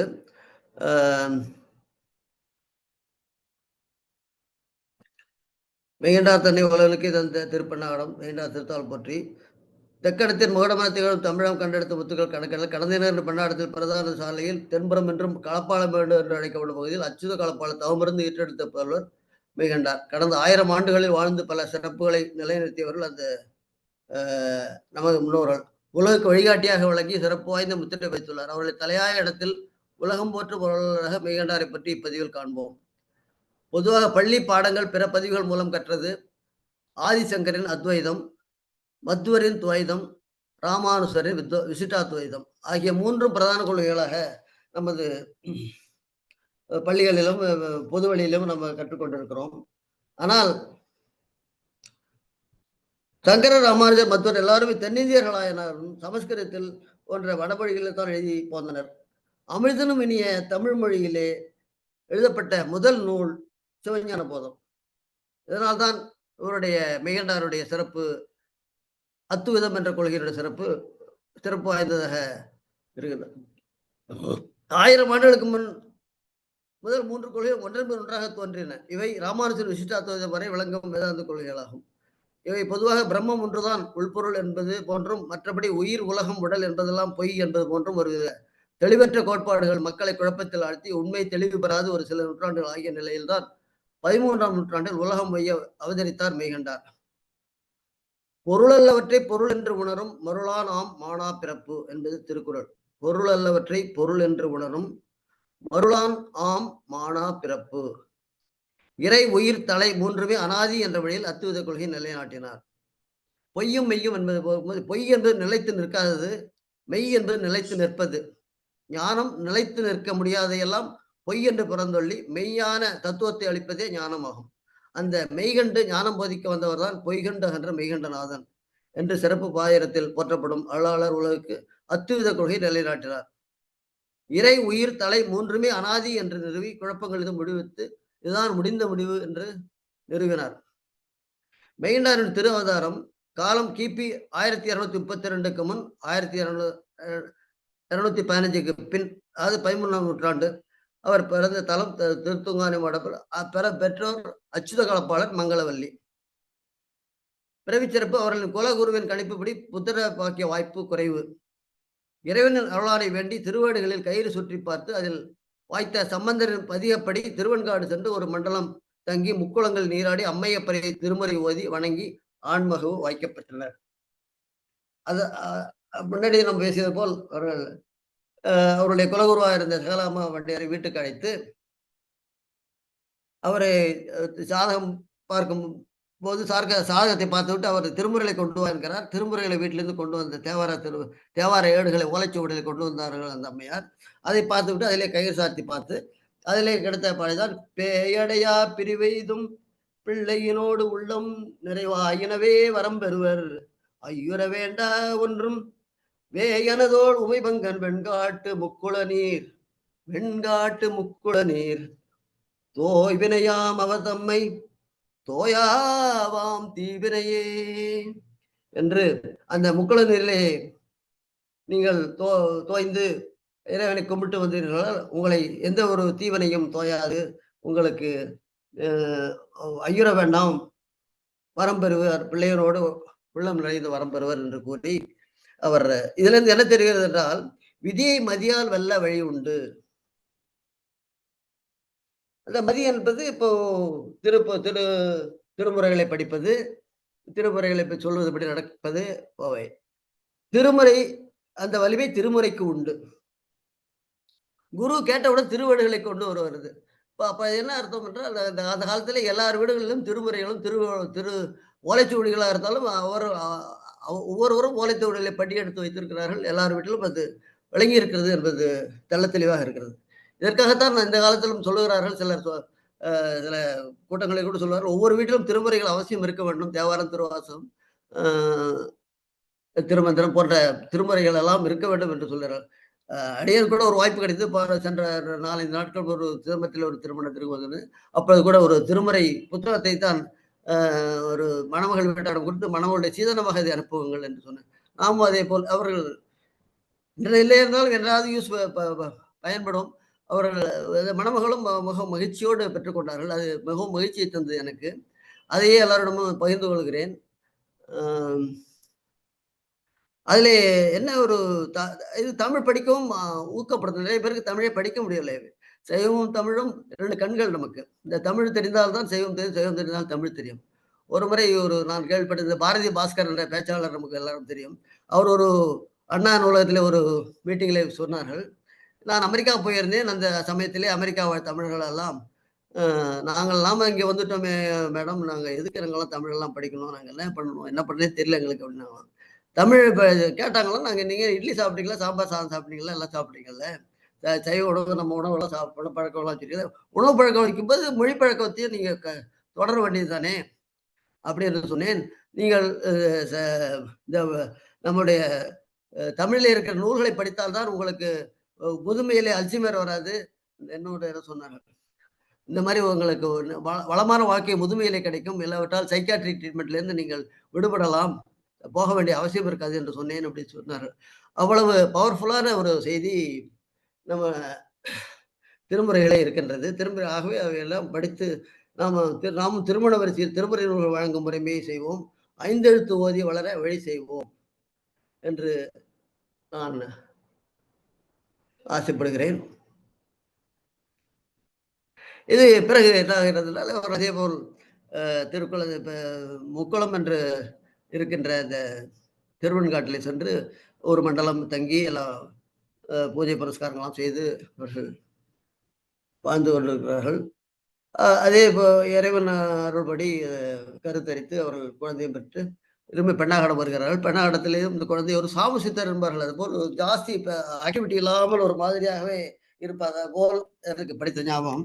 அதனால் அவருடைய அந்த பைய அவருடைய சுவேதவர பெருமாள் என்று அவருடைய பெயர் அந்த திருவெண்காட்டு ஈஸ்வருடைய பெயராலே வைத்திருக்கிறார்கள். அந்த குழந்தையை தாய்மாமனாக இருக்கிறவர் தன்னுடைய ஊரான திருவண்ணூருக்கு அழைத்து செல்கிறார். அங்கு கொஞ்ச நாள் இருந்து பையனுடைய வளர்ச்சியை இன்னும் கொஞ்சம் ஊக்கப்படுத்தலாம் என்ற நிலையிலே அவர் அழைத்து செல்கிறார். அது சமயத்திலே அங்கே சென்று கொண்டிருக்கும் பொழுது ஒரு பொல்லா பிள்ளையார் ஆலயம் சமீபம் என்று நினைக்கிறேன். அங்கே குழந்தைகளோடு விளையாடும் போது பரஞ்சோதி முனிவர் விண்ணுலகிலிருந்து வான்வழியாக அகஸ்தியரை காண சென்று கொண்டிருக்கார். அப்போ இந்த இடம் வந்த உடனே அவருடைய இது ஸ்டக்கப் ஆகி நின்று விடுகிறது. நின்று விட்டு இங்கே பார்த்தா ஏதோ சக்தி இருக்கிறது இந்த இடத்துல என்ன என்று கீழே வந்து பார்க்கிறார்கள்.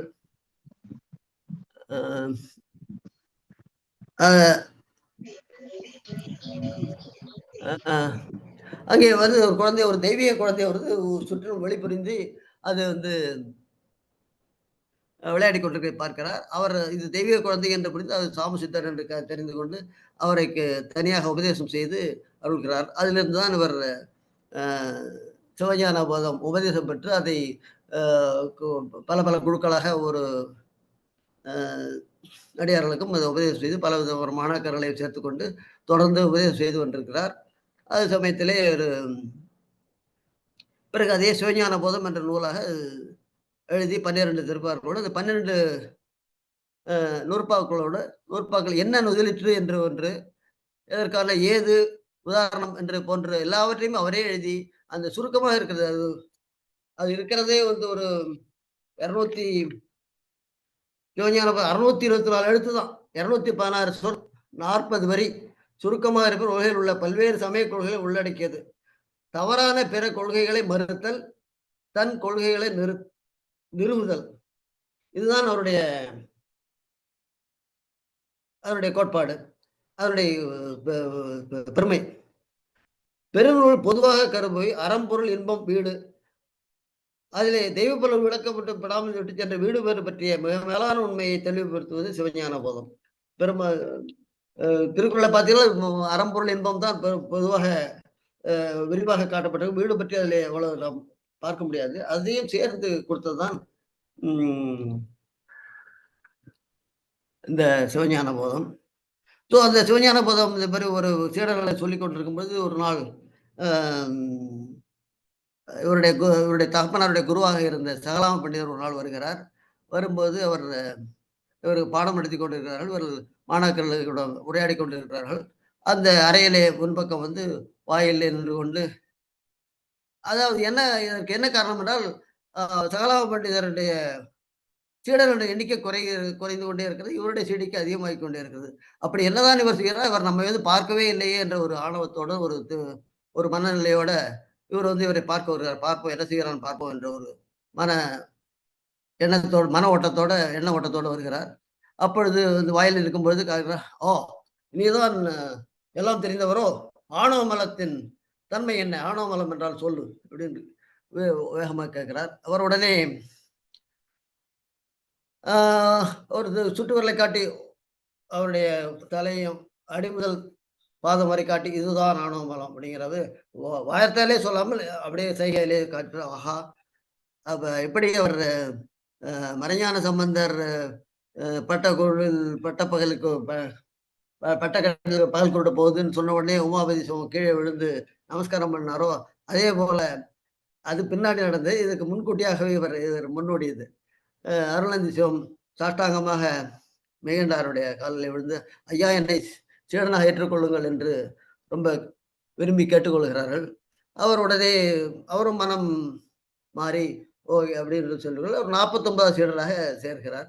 49 சீடராக இருந்தாலும் இவர் வந்து ஒரு மகா உன்னத சீடராக, பிரதான சீடராக மாறி பின்னாடி சிவஞான சித்தியார் போன்ற பரபக்கம் சுபக்கம் போன்ற பெரிய பெரிய நூல்கள் எல்லாம் எழுதி அதை நிறுவுகிறார். சிவஞான போதத்தை பெட்டிதொழிலாம் செல்லும் அளவு எல்லாருக்கும் புரியும், பாமர் மக்களுக்கும் புரியும் அளவில் இருக்கு அவரும் எழுதி சென்றிருக்கிறார்கள். அதுதான் அவருடைய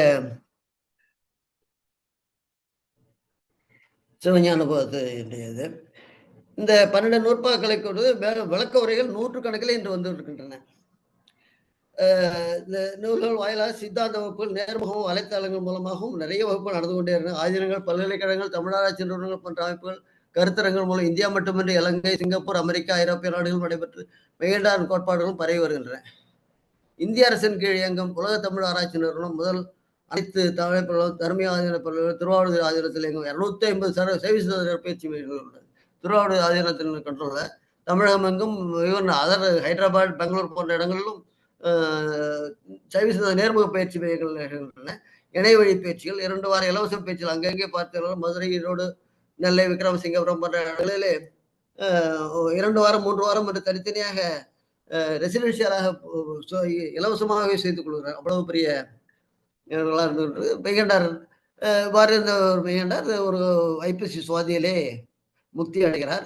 அவர் திருவண்ணைநல்லூர்லேயே முக்தி அடைந்ததனால் திருவண்ணைநல்லூர்லேயே அவருக்கு குரு பூஜை நிகழ்கிறது. அங்கே ஒரு பெரிய அங்கும் ஒரு விரிவான கோவில் இருக்கு. திருப்பண்ணாடத்திலே பெரிய அளவிலே ஒரு கோவில் வளாகம் இருக்கிறது. அங்கே அவருடைய சிவஞான போதம் கல்வெட்டிலே பொறிக்கப்பட்டு மாதம் சுவாதிக்கு அபிஷேகம் நடந்து ஆராதனை நடந்து இன்றைய திருத்தலம் அங்கே நடக்கிறதுக்கு இருக்கிறது. ஐப்பசி மாத சுவாதிக்கு மட்டும் ஒரு விரிவான முறையிலே நடக்கும். இதில் இப்போ நம்ம சிந்திக்க வேண்டியது என்ன என்றால், சித்தாந்தம் கூறுவது எவற்றை பற்றி? தெளிவு குருவின் திருவார்த்தை கேட்டல் என்ற திருமந்திர வாக்குப்படி குருவின் மூலம்தான் எதையும் கற்று தெளிய வேண்டும். சித்தாந்தம் என்றால் முடிந்த முடிவு என்பார்கள். பொதுவான சொற்றொடர்கள் முப்பொருள் அனாதி என்பது, இறை என்னும் பதி, உயிர் என்னும் பசு, தலை என்னும் பாசம். இறைசக்தி உயிருடன் ஒன்றாக வேறாக ஆனால் உடனாக இருப்பதை பாசப்பிணைப்பில் மும்மலங்கள் ஆணவம், கண்மம், மாயை இரவிலில் அடி அந்த பதி பசு பாசம் ஆகிய முப்பொருள் உண்மையை உணர்த்துவதுதான் சிவஞான போதத்தில் முக்கியமான கருத்து. அந்த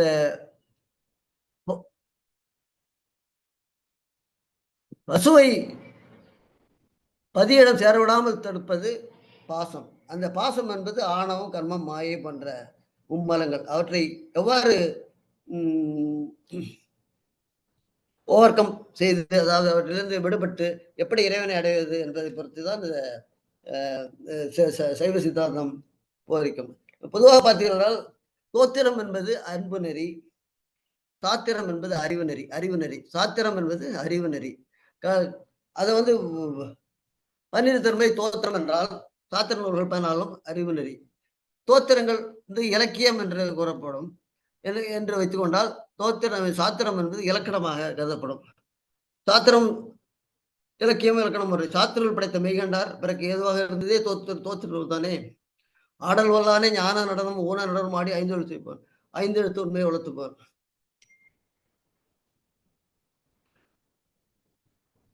ஆகவே 800 ஆண்டுகளாக தலைமுறையாக உயிரில் கலந்து உன்னத நிலையை சிக்கன பிடித்து வைத்து அருளாட்சி செய்து வருவது குரு மெய்கண்டாரின் பாதம் பரவாமல் பணிந்து அவரது அருளுக்கு என்று பாத்திரமாகி தமிழ் சிறப்பு சற்றும் தொய்யா வண்ணம் வரும் தலைமுறைகளும் உயர்ந்த நிலையை உய்ய வேண்டி நாம் நமது கடமையை செய்து என்றென்றும் உய்ய வேண்டியது நமது கடமையாகும்.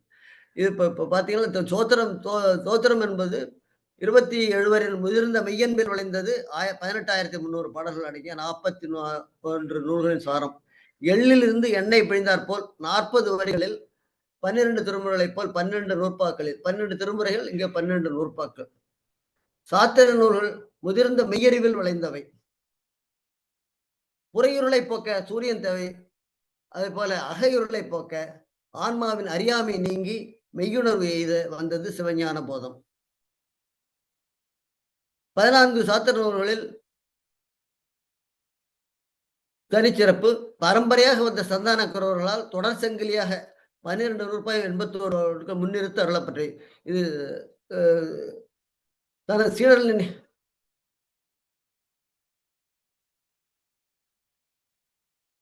இதிலே இன்னொரு சொல்வார். திருப்பெருந்துறையிலே மாணிக்கவாசகர் தனக்கு கிட்டிய அருட்காட்சியின் போது திருப்பரந்துரையிலே மாணிக்கவாசகருக்கு அருள் காட்சி கொடுக்கிறார் சிவபெருமான். அப்பொழுது சிவபெருமானின் கையிலே இருந்தது சுவடி யாது என்று ஈசனால் அறிவிக்கப்பட்ட உயர்ந்த நூல் சிவஞான போதம். தொல்காப்பியம் திருக்குறளை ஒத்த ஒரு பெரிய நூல், பெரும் நூல். இந்த தத்துவ பயிரை வளர்த்து தமிழர் பெருமையோடு வழங்கிய கொடைவள்ளல் மெய்கண்டார். உலகில் எந்த மதமோ தத்துவமோ இதுவரை 40 வரிகளில் தோன்றியதில்லை. எந்த ஒரு மதமோ தத்துவமோ 40 வரிகளிலே தோன்றியதே இல்லை, ஊன்றியதும் இல்லை. மாற்றுச் சமய கண்டன குறிப்புகள் இன்றி மாற்றுச் சமய கண்டன குறிப்பு இதை யாருமே மறுக்கவில்லை இதுவரைக்கும். 800 ஆண்டுகளாக ஆளுமையில் உள்ள ஒரே நூல் இந்த சிவனிடமிருந்து வந்து சிவாகம நூல். வேதம் உபனிடதம் கூறுவதன் முடிந்த முடிவு சித்தாந்தத்தை சீவன் முத்தி சிந்தித்தல். தள்ளத்தக்கது இல்லை, கொள்ளத்தக்கது மட்டுமே உள்ளது இது. வேதம் பசு என்றால் ஆகமம் பால், தமிழ் நெய் என்றால் சிவஞான பதம் சுவை.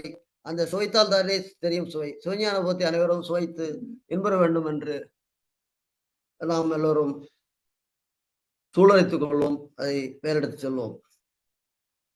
இத்துடன் மெய்கண்டாரை பற்றிய சிற்றுரையும் நான் முடித்துக் கொள்கிறேன்.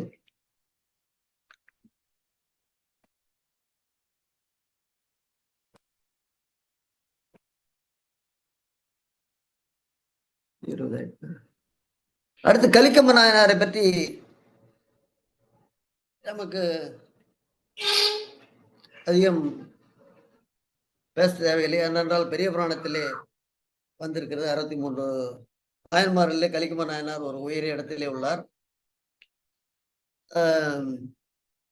அவர் பிறந்த ஊர் பெண்ணாகடம், அவர் வாழ்ந்த ஊரும் பெண்ணாகடம்.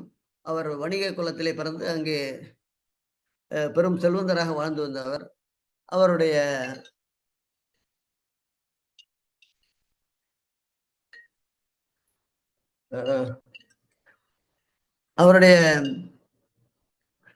சிவப்பணிகளே ஒரு தலையாவது அடியார்களை தமது வீட்டிற்கு வரவழைத்து அவர்களுக்கு திருவம்பது செய்வித்து அவர்களை சீராட்டி பாராட்டி பாத பூஜை செய்து அவர்களை வணங்குவதே அவருடைய பெரிய தொண்டாக இருந்து வருகிறது.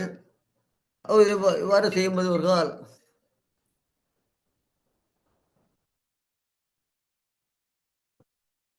ஒரு நாள் ஒரு சிவனடியார்கள் நிறைய பேர் வந்திருக்கிற ஒரு நாள், அது ஒரு திருவிழாவோ என்னமோ என்று ஒரு வைத்துக் கொள்ளுங்கள், ஒருவராக வந்திருக்கிறார்கள்.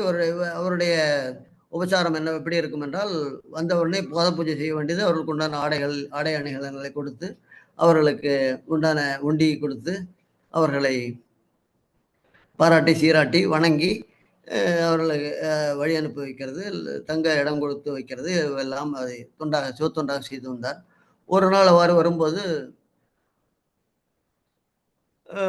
நிறைய அடியார்கள் வந்திருக்கிறார்கள். ஒருவராக பாத பூஜை செய்து கொண்டு அவர் மனைவியார் வந்து தண்ணீர் சொம்பில் தண்ணீர் தோண்டி அல்லது குடம் என்பார்கள். அப்பொழுது ஒரு தோண்டியில தண்ணீர் எடுத்து வைத்துக்கொண்டு ஒவ்வொரு அடியாருக்கும் தண்ணீர் குடத்தை சாய்க்க தண்ணீர் விடும். அந்த தண்ணீரை அவர் பாதங்களில் பரப்பி கால் பாதங்களை சுத்தம் செய்து பூஜை செய்து சந்தனம் குங்குமம் வைத்து அவரை பாராட்டி சீராட்டுவார். இவ்வாறு பண்ணிட்டு இருக்கும்போது ஒன்றாக பண்ணி கொண்டே இருக்கிறார். திடீர்னு ஒரு அடியார் வந்து நிற்கிறார்.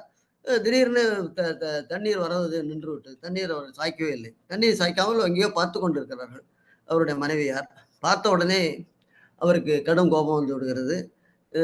அம்மையார் ஏதோ சொல்ல முற்படுறார். சொல்வதெல்லாம் கேட்காமல் என்ன தண்ணீர் என்ன ஆயிற்று என்று சொல்லி அவருடைய கையை ஒரே வெட்டாக வெட்டி விட்டு அந்த குடத்தை எடுத்து தானே தண்ணீரை ஊற்றி கழுவி அவரை பூஜை செய்ய அனுப்புகிறார். அதற்குள்ளே அந்த அம்மையார் அந்த துயரத்திலும் அவர் செய்தியை சொல்கிறார்கள். இவர் நமது வீட்டிலே வேலை செய்து கொண்டிருந்து களவாடி விட்டு சென்ற ஒரு கயவர் அல்லவா இவர் என்று சிவனடியார் போல் வந்து நிற்கிறார். இவருக்கு போய் நாம் பாத பூஜை செய்வதா என்று ஒரு மறுப்பு தெரிவிக்கிறார். நீ என்ன மதிப்பு, அவர் அடியார் என்று வந்து விட்டால் யாரும் பார்க்க முடியாது, யார் என்று தராதரம் பிரித்து பார்க்க முடியாது, எல்லாரும் சிவனடியார்கள் தான். நீ எப்படி நீ வந்து இதை வேறுபடுத்தினாய், அதனாலதான் உனக்கு இந்த தண்டனை என்று அவரை கடிந்து கொண்டார். அதே நேரத்திலே சிவபெருமான் தோன்றி அவர் என்னுடைய இருந்த பேரன்பினால் செய்து விட்டாய், நீ உன்னுடைய பேரன்பை கண்டு மெச்சினோம் என்று சொல்லி அந்த அம்மையாருக்கும் கையை திரும்பி கிடைக்க செய்தார். கையை வழங்கி இவருக்கும் திருவருள் காட்டி அருள் புரிந்தார் என்பது ஒரு ஐதீகம், ஒரு வரலாற்று செய்தி. அதன்படி அவருக்கும் இந்த பெண்ணாடத்திலே ஒரு கடைத்தெரு பக்கம் ஒரு கோவில் இருக்கிறது. அந்த கோவிலும் திருப்பணி நடந்து கொண்டிருக்கிறது. விரைவில் அங்கும் ஒரு திருப்பணி முடிந்து குடமுழுக்க நடைபெறும் என்று எதிர்பார்க்கிறோம். பல ஆண்டுகளாக அதுவும் ஒரு குரு பூஜை எல்லாமே சிறப்பாக நடந்து கொண்டு இருக்கிறது. ஆக இத்தனை இவருடைய இது பார்க்கும் பொழுது இவருடைய அன்பின் மிகுதிதான் என்றது உணர முடிகிறது. நமது வாழ்க்கையிலே ஒரு முக்கியமானது என்ன என்றால் அன்பு, அறிவு, ஞானம். அன்புக்கு உதாரணமாக நம்ம கலிக்கம்ப நாயரை எடுத்துக்கொள்ளலாம். அறிவுக்கு உதாரணமாக மறைஞான சம்பந்தர், ஞானத்துக்கு உதாரணமாக மெய்கண்டார். ஆக அன்பு, அறிவு, ஞானம் ஆகிய மூன்றிலும் தலை சிறந்த பெரியவர்களை என்று சிந்திக்கும் வாய்ப்பு கிடைத்தது. இத்துடன் இந்த தலைப்பை நாம் சிந்திப்பதை முடித்துக் கொள்கிறேன். இதில் வேறு ஏதும் சேர்க்கவோ நீக்கவோ இருந்தால் நண்பர்கள் தெரிவிக்கலாம். என்னால் திரும்ப அமைப்பாளர் திரு செல்வநாயகத்திடம் ஒப்படைத்து விடுகிறேன். செல்வநாயகம் அவர்களே, தொடருங்கள்.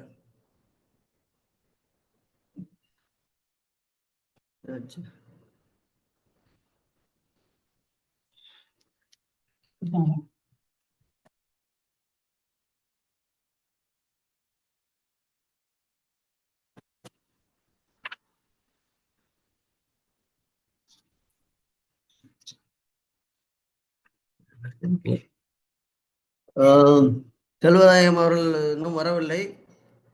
ஸோ நான் சிவஞான போகத்துடைய 12 நூற்பாக்களையும் சொல்லலாம் என்று இருக்கிறேன். நான் பக்கத்துல தான் இருக்கேன். நான் இப்ப 12 நூற்பாக்கள் சொல்லிடுறேன். சும்மா சொல்லிடுங்க. அது முதலே பாடிவிட்டேன். கல்லால் நிழல் மலை வில்லார் அருளிய பொல்லார் இணைவல்லன் நல்லார் புனைவரே என்று கல்லால மரத்தின் நிழல் இடத்திலே இருந்து எல்லாருடைய ஐயத்தினை போக்கக்கூடிய சிவபெருமான் நமக்கு பொல்லா பிள்ளையாருடைய இணைவு வந்து நமக்கு அவருடைய இணைமலர் என்ற திருவடைகளையும் நாம் வணங்கி பயிடுவோம் என்பதுதான் அவருடைய சுருக்கமான பொருள். தம்மை உணர்ந்து தமையுடைய தன்னுணர்வார் எம்மை உடைமை மெய்யழார் தம்மை உணரார் உடங்கி 5 தம்மீர் புணராமை கேளாம் புறன் என்பது அவை அடக்கம். இது சிவஞான போதம்ன்றது 4 பகுதிகளாக பிரிக்கப்பட்டிருக்கிறது. அதில் முதல் பகுதி பிரமாண இயல், அதாவது முதலே பொது பகுதி சிறப்பு பகுதி ஒன்று உண்டு. இதில் முதல் பகுதி பிரமாண இயல், அடுத்தது இலக்கணவியல், அடுத்து உண்மையியல், அடுத்து பயனியல் என்று 4 பகுதிகளாக 3 கோட்பாக்களாக பிரிக்கப்பட்டுள்ளது. பிரமாண இயல் 3 பாடல்கள். அவன் அவள் அது எனும் அவை மூவினவையின் தோற்றிய திதியே ஒடுங்கி மலத்துளதாம் அந்தம் ஆதி என்மனார் புலவர். இது வந்து பதி உண்மை, பதி இருக்கிறார் என்பதை நிலைநிறுத்துகிறார். பாச உண்மை, பாசம் அவையே தானே ஆய் இருவினையின் போக்கு வரவு புரிய ஆணையின் நீக்கமின்றி நிற்கும் அன்றே என்பது பாசம், அதாவது மலம் இருக்கிறது என்பதை இது உறுதிப்படுகிறது. பசு உயிருடைய நிலைப்பாட்டுக்குள்ளது. உயிர் எப்படி இருக்கிறது என்பதை நாம் உணர முடிகிறார். உளது இலது என்றலின் எனது உடல் என்றலின் ஐம்புலன் ஒடுக்கம் அறிதலின் கண்படில் உண்டி வினை இன்மையின் உணர்த்த உணர்தலின் மாயா இயந்திரதன் உருள் ஆன்மா என்பது பாசு உயிருடைய உண்மை நிலையை கொடுக்கிறது. அடுத்த இலக்கணவியல், பசுவனுடைய இலக்கணம். இந்த பசுவனுடைய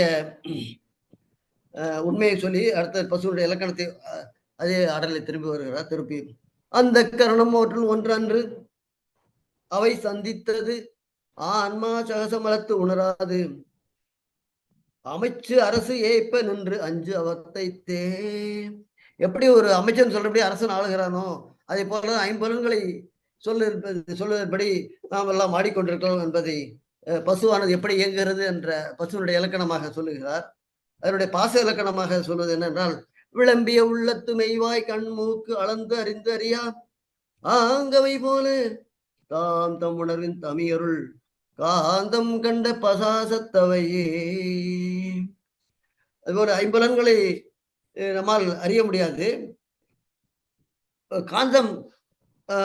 காந்தத்தை கண்ட ஒரு இரும்பானது எப்படி இரும்பு ஒட்டிக்கொள்வது அதை போலதான் நம்ம பாசத்திலே நம்ம அகப்பட்டு கொண்டிருக்கிறோம் என்பதை சுருக்கமாக சொல்லுகிறார். பதி இலக்கணம். உணர்வுரு அசத்து எனின் உணராது இன்மையின் இருதிறன் நல்லது சிவசத்தாம் என 2 வகையின் இசைக்கும் மண்ணுலகே. அது அழிபொருளாக அசத்தா உள்பொருளாக இருக்கிறதா என்று 2 வகையிலும் உலகமானது சொல்லும். ஆனால் அது உலகு என்பது சிவசத்து முற்றிலும் அறிந்தது.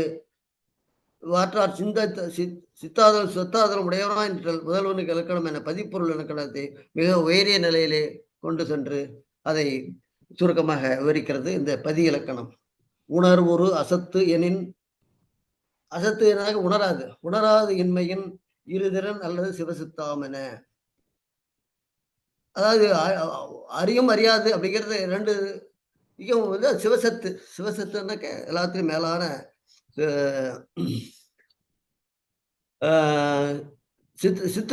உள்ள பொருளாக விளங்குகிறது. மண் உலகு, மெய் உலகு, அதுதான் பதி இலக்கணம்.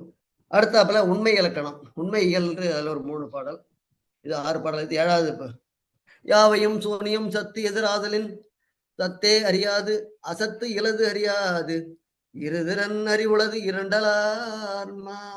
நம்முடைய ஆன்மா வந்து அறிவிக்க அறியும், அதைத்தான் சொல்லுகிறது. இது அறிவித்தால் அறியும், அறியவில்லை தானா அறியுது. ஒரு கண் கூட நம்ம தானா பார்க்க தெரியாது. அது மனது சொன்னாதான் அது என்னன்னு டிஃபரன்ஷியேட் பண்ணாதான் பார்க்க தெரியும். அதுக்கு தான் இருதிறன் அறிவுள்ளது இரண்டலா ஆன்மா.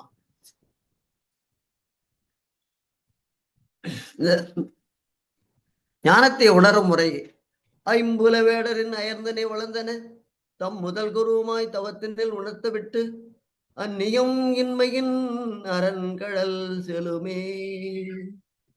அந்நியம் இன்மையில் அரண்கடல் செலுமேங்கிறார். ஞானத்தை எப்படி உணர்வுனாக்க, அவன் வந்து நமக்கு அந்நியம் இல்லை, நமக்கு மிக வேண்டியவர், நமக்கு கேட்டா கொடுப்பார் அப்படிங்கிறது தான். மன்னவன்றன் மகன் வேடர் இடத்தை தங்கி இருப்பார். திருவுருள் பெறுவதற்கு குருவுருள் மிகவும் இன்றியமையாதது என்று இந்த நூற்பாவினால் உணர்த்தப்பட்டது. ஆன்ம சுத்தி சாதிக்கும் முறைமை அடுத்தாப்புல ஆன்மாவை எப்படி சுத்தம் பண்ணுது. உனக்கண் பாசம் உணராப்பதியை ஞானக்கண்ணினில் சிந்தை நாடி புறா துணை தேர்த்தன பாசம் ஒரு தன் நிழலாம் பதி விதி என்னும் அஞ்செழுத்தே. அந்த அஞ்செழுத்து மந்திரத்துடைய பெருமையை தான் சொல்றார். அஞ்செழுத்து என்பது நமசிவாய, அது நமசிவாய என்று சொல்லலாம், சிவாய நம என்று சொல்லலாம், சிவாய நம என்று சொல்வார். பல ஒரு நிலைக்கேற்ப அது உச்சரிக்கப்படுகின்றது. அதிலே ஒரு மந்திரத்தை கொடுத்து நமக்கு ஒரு சூட்சம மந்திரத்தை ஒன்று கொடுத்து நமக்கு உபதேசம் பண்றதுக்கான குருவர் எப்படி நாம் அதை அஞ்செழுத்தை ஓதி நாம் நினைத்து நடக்க இறைவனடைவதற்கான வழியாக நாம் சிந்தித்துக் கொள்வோம். திருவழுந்தத்தில் சிவத்தனையும் வ அருளையும் ய உயிரையும் ந என்பது திரோதன சுத்தியான மறைப்பு ஆற்றலையும் ம என்பது ஆணவம் முதலிய மலங்களையும் குறிக்கும். சி என்பது சிவம், வ என்பது அருள், அருள் தான் சக்தி, ஏ என்பது உயிர், ந என்பது மறைப்பு. இப்போ நடராஜ இதில் பார்த்தீங்கன்னா கீழே வந்து அவர் மேலன்று பாருதான் மறைப்பு. அதே மாதிரி நடராஜனுடைய தத்துவம் பற்றி ஒன்றுமே படைத்தல், காத்தல், அழித்தல், மறைத்தல், அருளல் எல்லாமே அதில் வந்து 5 தத்துவம் அதில் வந்துடும். அது நடராஜ தத்துவம். அது உண்மை விளக்கம் என்ற நூலில் விரிவாக எழுதியிருக்கிறார்கள். அதெல்லாம் படிப்பது தான் சிவஞான சைவ சித்தாந்தனுடைய ஒரு பலன். அடுத்தாப்புல பயணிகள். இந்த உலகம் பண்றதுனால பதிய இலக்கணத்தை தெரிஞ்சுக்கிட்டோம், பதியனுடைய எப்படி அடையிறதுங்கிறது தெரிஞ்சுக்கிட்டோம். கடைசியில் என்ன கிடைக்கும்? அவனே பாசம் நீங்கும். அவன் படிக்கிறதுல பாசம், அதாவது மலங்கள்லேருந்து நம்ம விடுபட முடியும். அவனே தானே ஆகிய அந்நெறி ஏகனாகி இறைவனை நிற்க மலமாயை தன்னோடு வல்வினைகின்றே. நான் முன்னாடியே சொன்னேன் இல்லையா, மாயை குருவுகள் கிடைச்சதுன்னா மாயெல்லாம் விளையிடும். அந்த மாதிரி அப்போ அவனே நம்மளுக்குள்ள வந்து அவனே குருவாக வந்து நமக்குள்ளேயே இருந்துட்டான்னாக்க நம்ம மல மாயையிலேருந்து ஆணவ மலம் கர்மம் இருந்து விடுதலை பெற முடியும் என்றது பாச நீக்கத்துக்கான ஒரு முக்கியமான நூற்பா இது. அவனே தானே ஆகிய நன்னெறி, நாமே அவனே ஆயிட்டோம். தத்துவமசிங்கிற மாதிரி இந்த இது. அடுத்தது சிவப்பேரு எப்படி கிடைக்குதுனாக்க, காணும் கண்ணுக்கு காட்டும் உளம் போல காண உள்ளத்தை கண்டு காட்டலின் அயரா அன்பின் அரண்கடல் சொல்லுமே. எப்படி உயிர் காட்ட கண் பார்க்குது, உயிர் காட்டலன்னா கண் பார்க்காது. உயிருக்கு யாரு காட்டுறாங்க? உயிருக்கு கடவுள் காட்டுறாரு, இறை சக்தி தான் காட்டுது. அந்த முதல்வன் தான் இருந்தாலும் அதனாலதான் அவர் வந்து எப்ப மேல அயரா அன்பு வைத்திருக்காரு. அயரா அன்பின் அவர் அயரா அன்பில் இருக்கார். அதனால அரண்கடல்ல போய் நம்ம போயிட்டே இருக்கணுங்கிறத சொல்லுது. இதுல முக்கியமான குறள் வந்து சீவன் முத்தர் இயல்பு. இதுதான் நம்ம சொன்னோம் இல்லையா? கண்ம மாயம் போறதுக்கு அடியார் சங்கமம் தான் முக்கியம். அதுதான் செம்மலர் நோந்தால் சேரல் ஒட்டா அம்மலம் கழி அன்பருடு மறி மாலர நேயம் அறிந்தவர் வேடமும் ஆலயம் தானும் அரண தொழுமே அப்படின்ட்டு சொல்லி நாம் எல்லோரும் அரணை தொழுது சிறப்படைந்து சீரடைந்து இந்த இதுவாரம் என்னுடைய சிற்றுரையை செவிமடுத்த சிவனேய செல்வர் அனைவருக்கும் என்னுடைய அவருடைய பாதங்களில் என்னுடைய வணக்கத்தை தெரிவித்துக் கொண்டு இந்த அமைப்பாளர் அனைவருக்கும் என்னுடைய நன்றியை தெரிவித்துக் கொண்டு அமைகிறேன். வணக்கம். எல்லோரும் எல்லா நலம் பெற்று சிறப்புடன் வாழ்க, வாழ்க வளமுடன் சிறப்பாக வாழ்க. வாழ்க ஐந்தெழுத்து ஓதி வளர்கவே. நன்றி நன்றி நன்றி. மறைஞான சம்பந்தரையும் மெய்கண்டரையும் நிறைய பேர் பெரும்பாலும் படிக்க மாட்டாங்க. ஏன்னா கொஞ்சம் அதெல்லாம் சிரமமான கருத்துக்களை சொல்லி சென்றவர்கள் என்று ஒரு அபிப்பிராயம் இருக்கின்றது. நீங்கள் உங்களுடைய வாழ்க்கையின் பெரும் முயற்சியாக அதை எளிமைப்படுத்தி எல்லோருக்கும் சென்று பரப்ப வேண்டும் என்று செய்கின்ற உங்களுடைய செயல்களை நான் மனமாக பாராட்டுகின்றேன். நீண்ட அவர்களுடைய வாழ்க்கை சரித்திரத்தை சுருக்கமாகவும் மிக நீண்ட அவருடைய கருத்துக்களை மிக எளிமையாகவும் 12 சூத்திரங்களையும் கடைசியில சொல்லியும் முடித்து விட்டீர்கள். அதற்கும் நன்றி. கலிக்கம்ப நாயனார் இந்த நீங்க சொன்ன மாதிரி இந்த அன்பு, ஞானம், பக்தி 3 தான் இறைவனை அழைத்து இறைவனிடம் நம்மை அழைத்து செல்வது என்பதை சிவஞான போதத்திலும் சிவஞான சித்தியாரிலும் விரிவாக சொல்லப்படுகின்றது. அதிலே நீங்கள் எடுத்துக்கொண்ட அந்த கலிக்கம்ப நாயனார் அழகாக 12ஆம் சூத்திரத்திலே மலிந்தவர் வேடமும் ஆலயம் தானும் அரணென தொழுமை என்று நீங்கள் முடித்த வரியிலேயே இருக்கின்றது. மலிந்தவர் வேடம், மாலர நேயம், மலிந்தவர் வேடம். வேடம் போட்டிருந்த சிவனடியார் வேடத்தில் இருந்தவர்கள் எல்லாமே பரமேஸ்வரன் என கொண்டு வழிபடுகின்ற தன்மை. அந்த தன்மையிலே சிறிது தயக்கம் உண்டாகிய காரணத்தினால்தான் நம்முடைய கலிக்கம்ப நாயனாருடைய மனைவியை இவன் தான் வேடம் போட்டு கொண்டிருக்கின்றானே, இவனுடைய உண்மை தன்மை என்ன என்பதை நாம் அறிய வேண்டிய அவசியமே இல்லையே, அதையே நீ இப்பொழுது ஞாபகப்படுத்தி கொண்டிருக்கின்றாய் என்று கடிந்து செய்த செயல்தான் கலிக்கம்ப நாயனார் கையை உடைத்தது. சரியாக அவரையும் ஞாபகப்படுத்தி அந்த கடைசி சூத்திரத்தையும் சொல்லி முடித்தீர்கள். நன்றி. நமது குழு மக்களிடம் ஏதோ உங்களுக்கு கருத்துக்கள் இதில் இருந்ததனால் ஐயா அவரிடம் கேட்கலாம் என்று சொல்லுகின்றேன். நன்றி.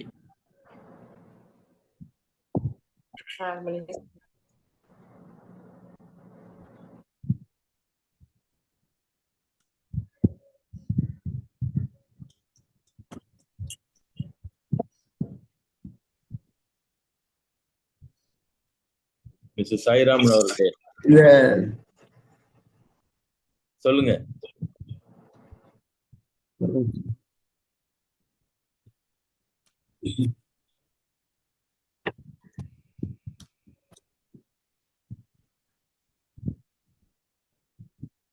திருச்சிட்டம்பலம் ஐயா, அரியன் சண்முகம் பேசுறேன். சொல்லுங்க ஐயா. ரொம்ப அருமையான உரைங்கய்யா. இன்றைய பொழுது களவுபடா காலமாக கழிந்தது. என்ன சொல்றதுன்னே தெரியல. அதாவது மலிந்தவர் வேடம் ஐயா சொன்ன மாதிரி நம்ம திருவேடத்தை வணங்கும் போது எனக்கு ரொம்ப உணர்ச்சி பெருக்கா இருக்கும். 3 குருமார்கள் பத்தி அறிவு, அன்பு, ஞானம் அருமையா சொல்லி எல்லா குருமார்களை பத்தி உள்ள அந்த விஷயத்தெல்லாம் சொல்லி எங்களுக்கு இந்த நேரத்தை ஒரு பொன்னான நேரமாக்குறீங்க. நன்றிகள் ஐயா, பல நன்றிகள். திருச்சிட்டம்பலம் ஐயா. திருச்சிட்டம்பலம் ஐயா, நீங்கள்லாம் அடியானுடைய சொற்களும் கேட்கறதுக்காக பண்ணது எனக்கு ரொம்ப சந்தோஷம். நான் ஏதோ ஒரு நிறைய கொடுத்து வைத்திருக்கணும். நீங்கள்லாம் இதை சிறப்பித்தது மிக்க நன்றி ஐயா.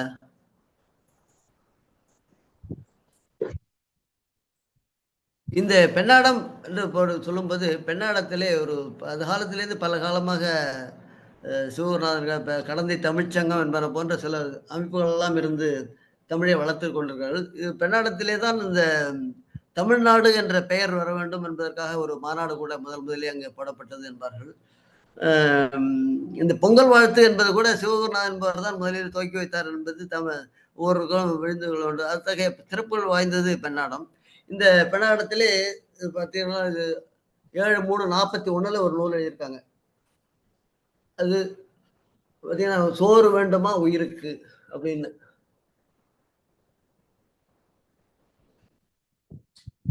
சோறு வேண்டுமா உயிருக்கு அப்படின்னு ஒரு தலைப்பை பார்த்த உடனே எனக்கு ஒன்றும் புரியல. எனக்கு என்னடா இப்படி ஒரு தலைப்பு கொடுத்துருக்காங்களே அப்படின்னு சொல்லிட்டு. அதான் சொல்றாங்க, நம்ம வந்து பொதுவா உடம்புக்கு மட்டும்தான் சோறு வேணும்னு நினைக்கிறோம். உடம்புக்கு உண்டான சோறை பூரா நம்ம கொடுத்துடுறோம். ஆனா உயிருக்கு என்ன சோறு வேண்டுங்கிறத யாரும் கவலைப்படுறதில்ல. உலகத்திலே வயிற்றுச் சோறுக்கு வழி தேடுவார் மிக பலர்.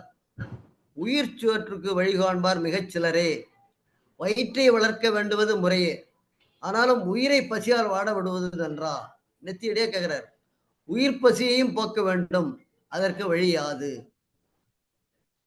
அதுக்கு என்ன வழி என்றால், கடவுள் அன்பும் நல்லொழுக்கமும் அப்பசியை போக்க வல்லன எனலாம். அவ்வன்பையும் ஒழுக்கத்தையும் உண்டாக்க வல்ல பாடல்களே இதனிடை தொகுக்கப்பட்டுள்ளன. இதனை அனைவரும் வாங்கி படித்து உயிருக்கு சோறு ஊட்ட வேண்டுகிறோம் என்று அந்த நெத்தியடி மாதிரி அவங்க கொடுத்துருக்காங்க. அந்த கொடுத்ததுல ஒரு நிறைய பாடல்கள்லாம் கொடுத்துருக்காங்க. வள்ளலார் பாடல்களும் இருக்குதுல. சிவபுராணத்தை கொடுத்துருக்காங்க ஃபுல்லா. அது சிவபுராணம் ஃபுல்லா பண்ணியிருக்காங்க.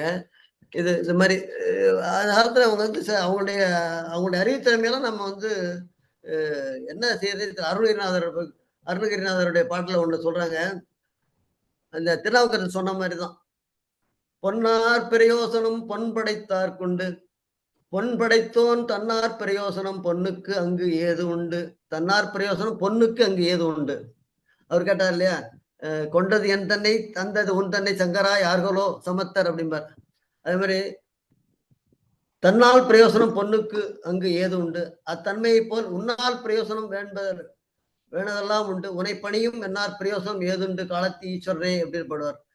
காலத்தி ஈஸ்வரங்கிறது எங்க ஊர்லயும் காலத்தீஸ்வரர் கோயில் வச்சிருக்கோம், தலவாய்ங்கிற ஊர்லயும்.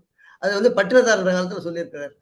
இந்த மாதிரி ஒரு மணிமணியான ஒரு பாடல்கள் அந்த காலத்துல எல்லாருக்கும் இப்படிதான் உரம் வளர்த்து நம்மளாம் வளர்த்தி நம்மளாம் இத்தனை ஜென்ரேஷன் நம்மளாம் ஆளாக்கியிருக்காங்க. என்னுடைய மனதில் பட்டது, அதை பகிர்ந்து கொள்கிறேன். வணக்கம். வணக்கம் ஐயா. ரொம்ப அற்புதமான உரை. ஆசிரியர் ஐயா முதல்ல கூப்பிட்டுனாங்க. ஒரு நிமிஷம் எனக்கு அந்த அன்மியூட் பண்றதுக்கு டைம் ஆயிடுச்சு. கொஞ்ச நாளைக்கு முன்னால ஒரு உரை ஒண்ணு கேட்டேன். ரொம்ப அற்புதமான ஒரு பக்தி சொற்பொழிவாளர். பக்தி எனக்கூடிய மிகப்பெரிய யானையை எப்படி 20 ஒரு கேள்வி ஒண்ணு கேட்டிருந்தாரு. போயிருந்தது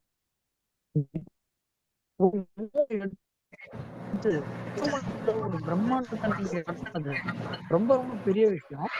அதுக்கு அடுத்த விஷயமா நீங்க சொல்றது உலகத்திலான பசி அப்படிங்கிறது பசி அப்படின்னு ரொம்ப ஆனா எப்போ ஆர்வம் தோணும்போது ஒரு மாத்திரம் நிறைய பெரிய Sairaman, your voice is breaking.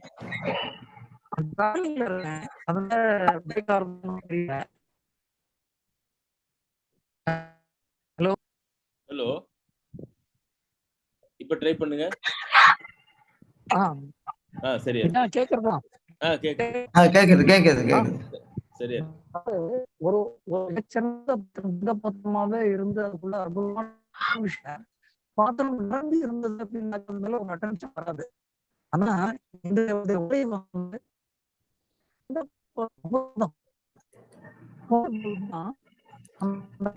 ஒரு நிமிஷம்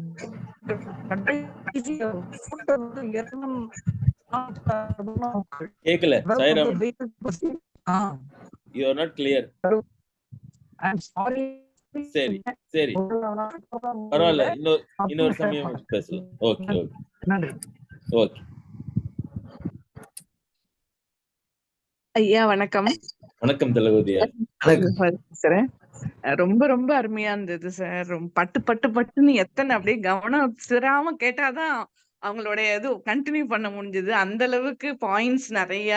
3 மணி நேரத்துக்கு பேசுறத சுருக்கி அத்தனையும் சொல்லிட்டாங்க. ரொம்ப திருப்தியா இருந்தது. உடனே பெண்ணாடம் போய் பாத்துட்டு வரணுங்கிற ஒரு ஆர்வத்தை தூண்டி இருக்காங்க. பிளஸ் இன்னொரு வேண்டுகோள், இந்த சிவஞான போதம் வகுப்பு எங்கேயாவது கிடைச்சதுன்னா கூட எனக்கு லிங்கோ ஒரு டீட்டெயிலோ கொடுங்க. அதுவும் கட்டாயம் படிக்கணுங்கிற ஒரு ஆர்வமும் வந்திருக்கு. அந்த அளவுக்கு வந்து ரொம்ப இன்ட்ரெஸ்டிங்கா சொன்னாங்க. ரொம்ப நன்றி. ஐயாவே அதுல எக்ஸ்பர்ட் தான், நீங்க அவர்கிட்ட கேட்கலாம்.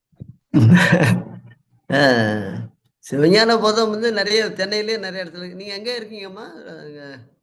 சார் வீடு பக்கத்துலயே தான் இருக்கோம். அடையார்ல இருக்கு.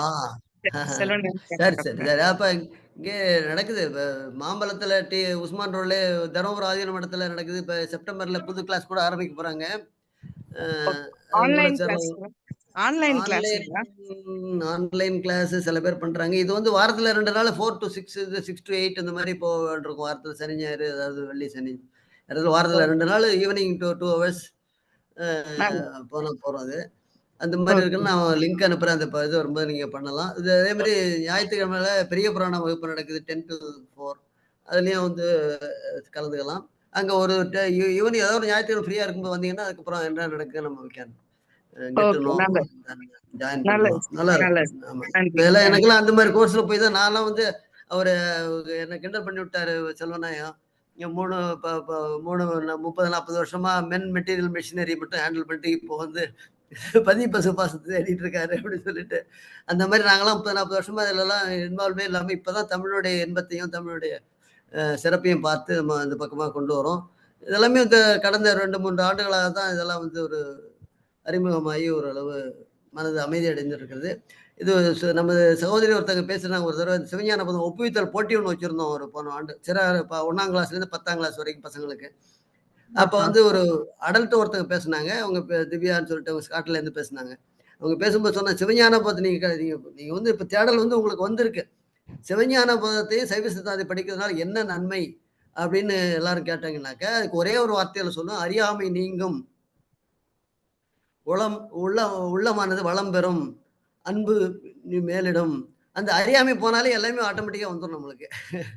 அது அதனால சிவஞான போதத்தை நீங்க தொடர்ந்து படிக்கலாம். நம்ம நிறைய நம்ம எடுத்துக்கலாம். ஒன்றும் பிரச்சனை இல்லை. அதெல்லாம் நிறைய இருக்கு. ஆன்லைன்லயும் இருக்கு, இதுலயும் பண்ணிக்கலாம். நன்றி அம்மா, வாழ்த்துக்கள். நன்றி நன்றி.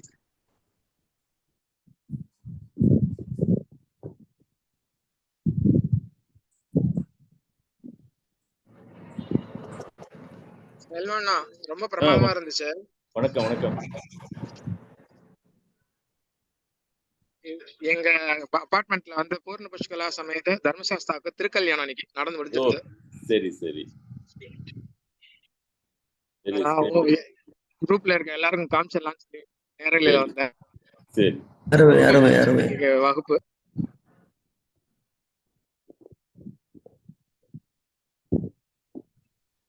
எங்க இருக்கு சார் இந்த இடம்?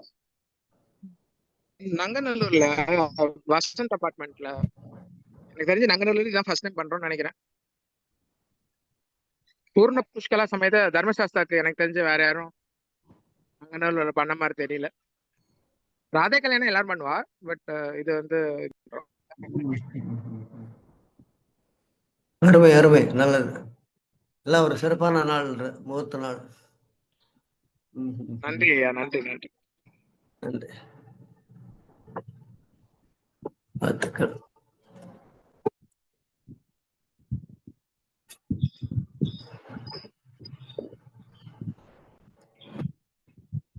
முடிச்சிடலாமா? நன்றிண்ணா. நன்றி நன்றி நன்றி. அனைவருக்கும் என் நன்றியை தெரிவித்துக் கொண்டு தொடர்ந்து வருகின்ற ஞாயிற்றுக்கிழமைகளிலே நம்முடைய குரு சீடர் சிந்தனையை தொடர்வோம் என்று சொல்லி வணக்கத்துடன் சிறப்பு சொற்பொழிவாளருக்கு மறுபடியும் உங்கள் சார்பாக என்னுடைய நன்றியை தெரிவித்துக் கொண்டு இதை பூர்த்தி செய்கின்றேன். நன்றி, வணக்கம். நன்றி ஐயா. நன்றி நன்றி நன்றி. Okay sir, thank you. நன்றி ஐயா, சந்திப்போம். நன்றி நன்றி சார். எல்லோரும் எல்லாம் பெற்று இன்புற்று வாழ்க வாழ்க ஐயா. இன்பமே என்னாலும்.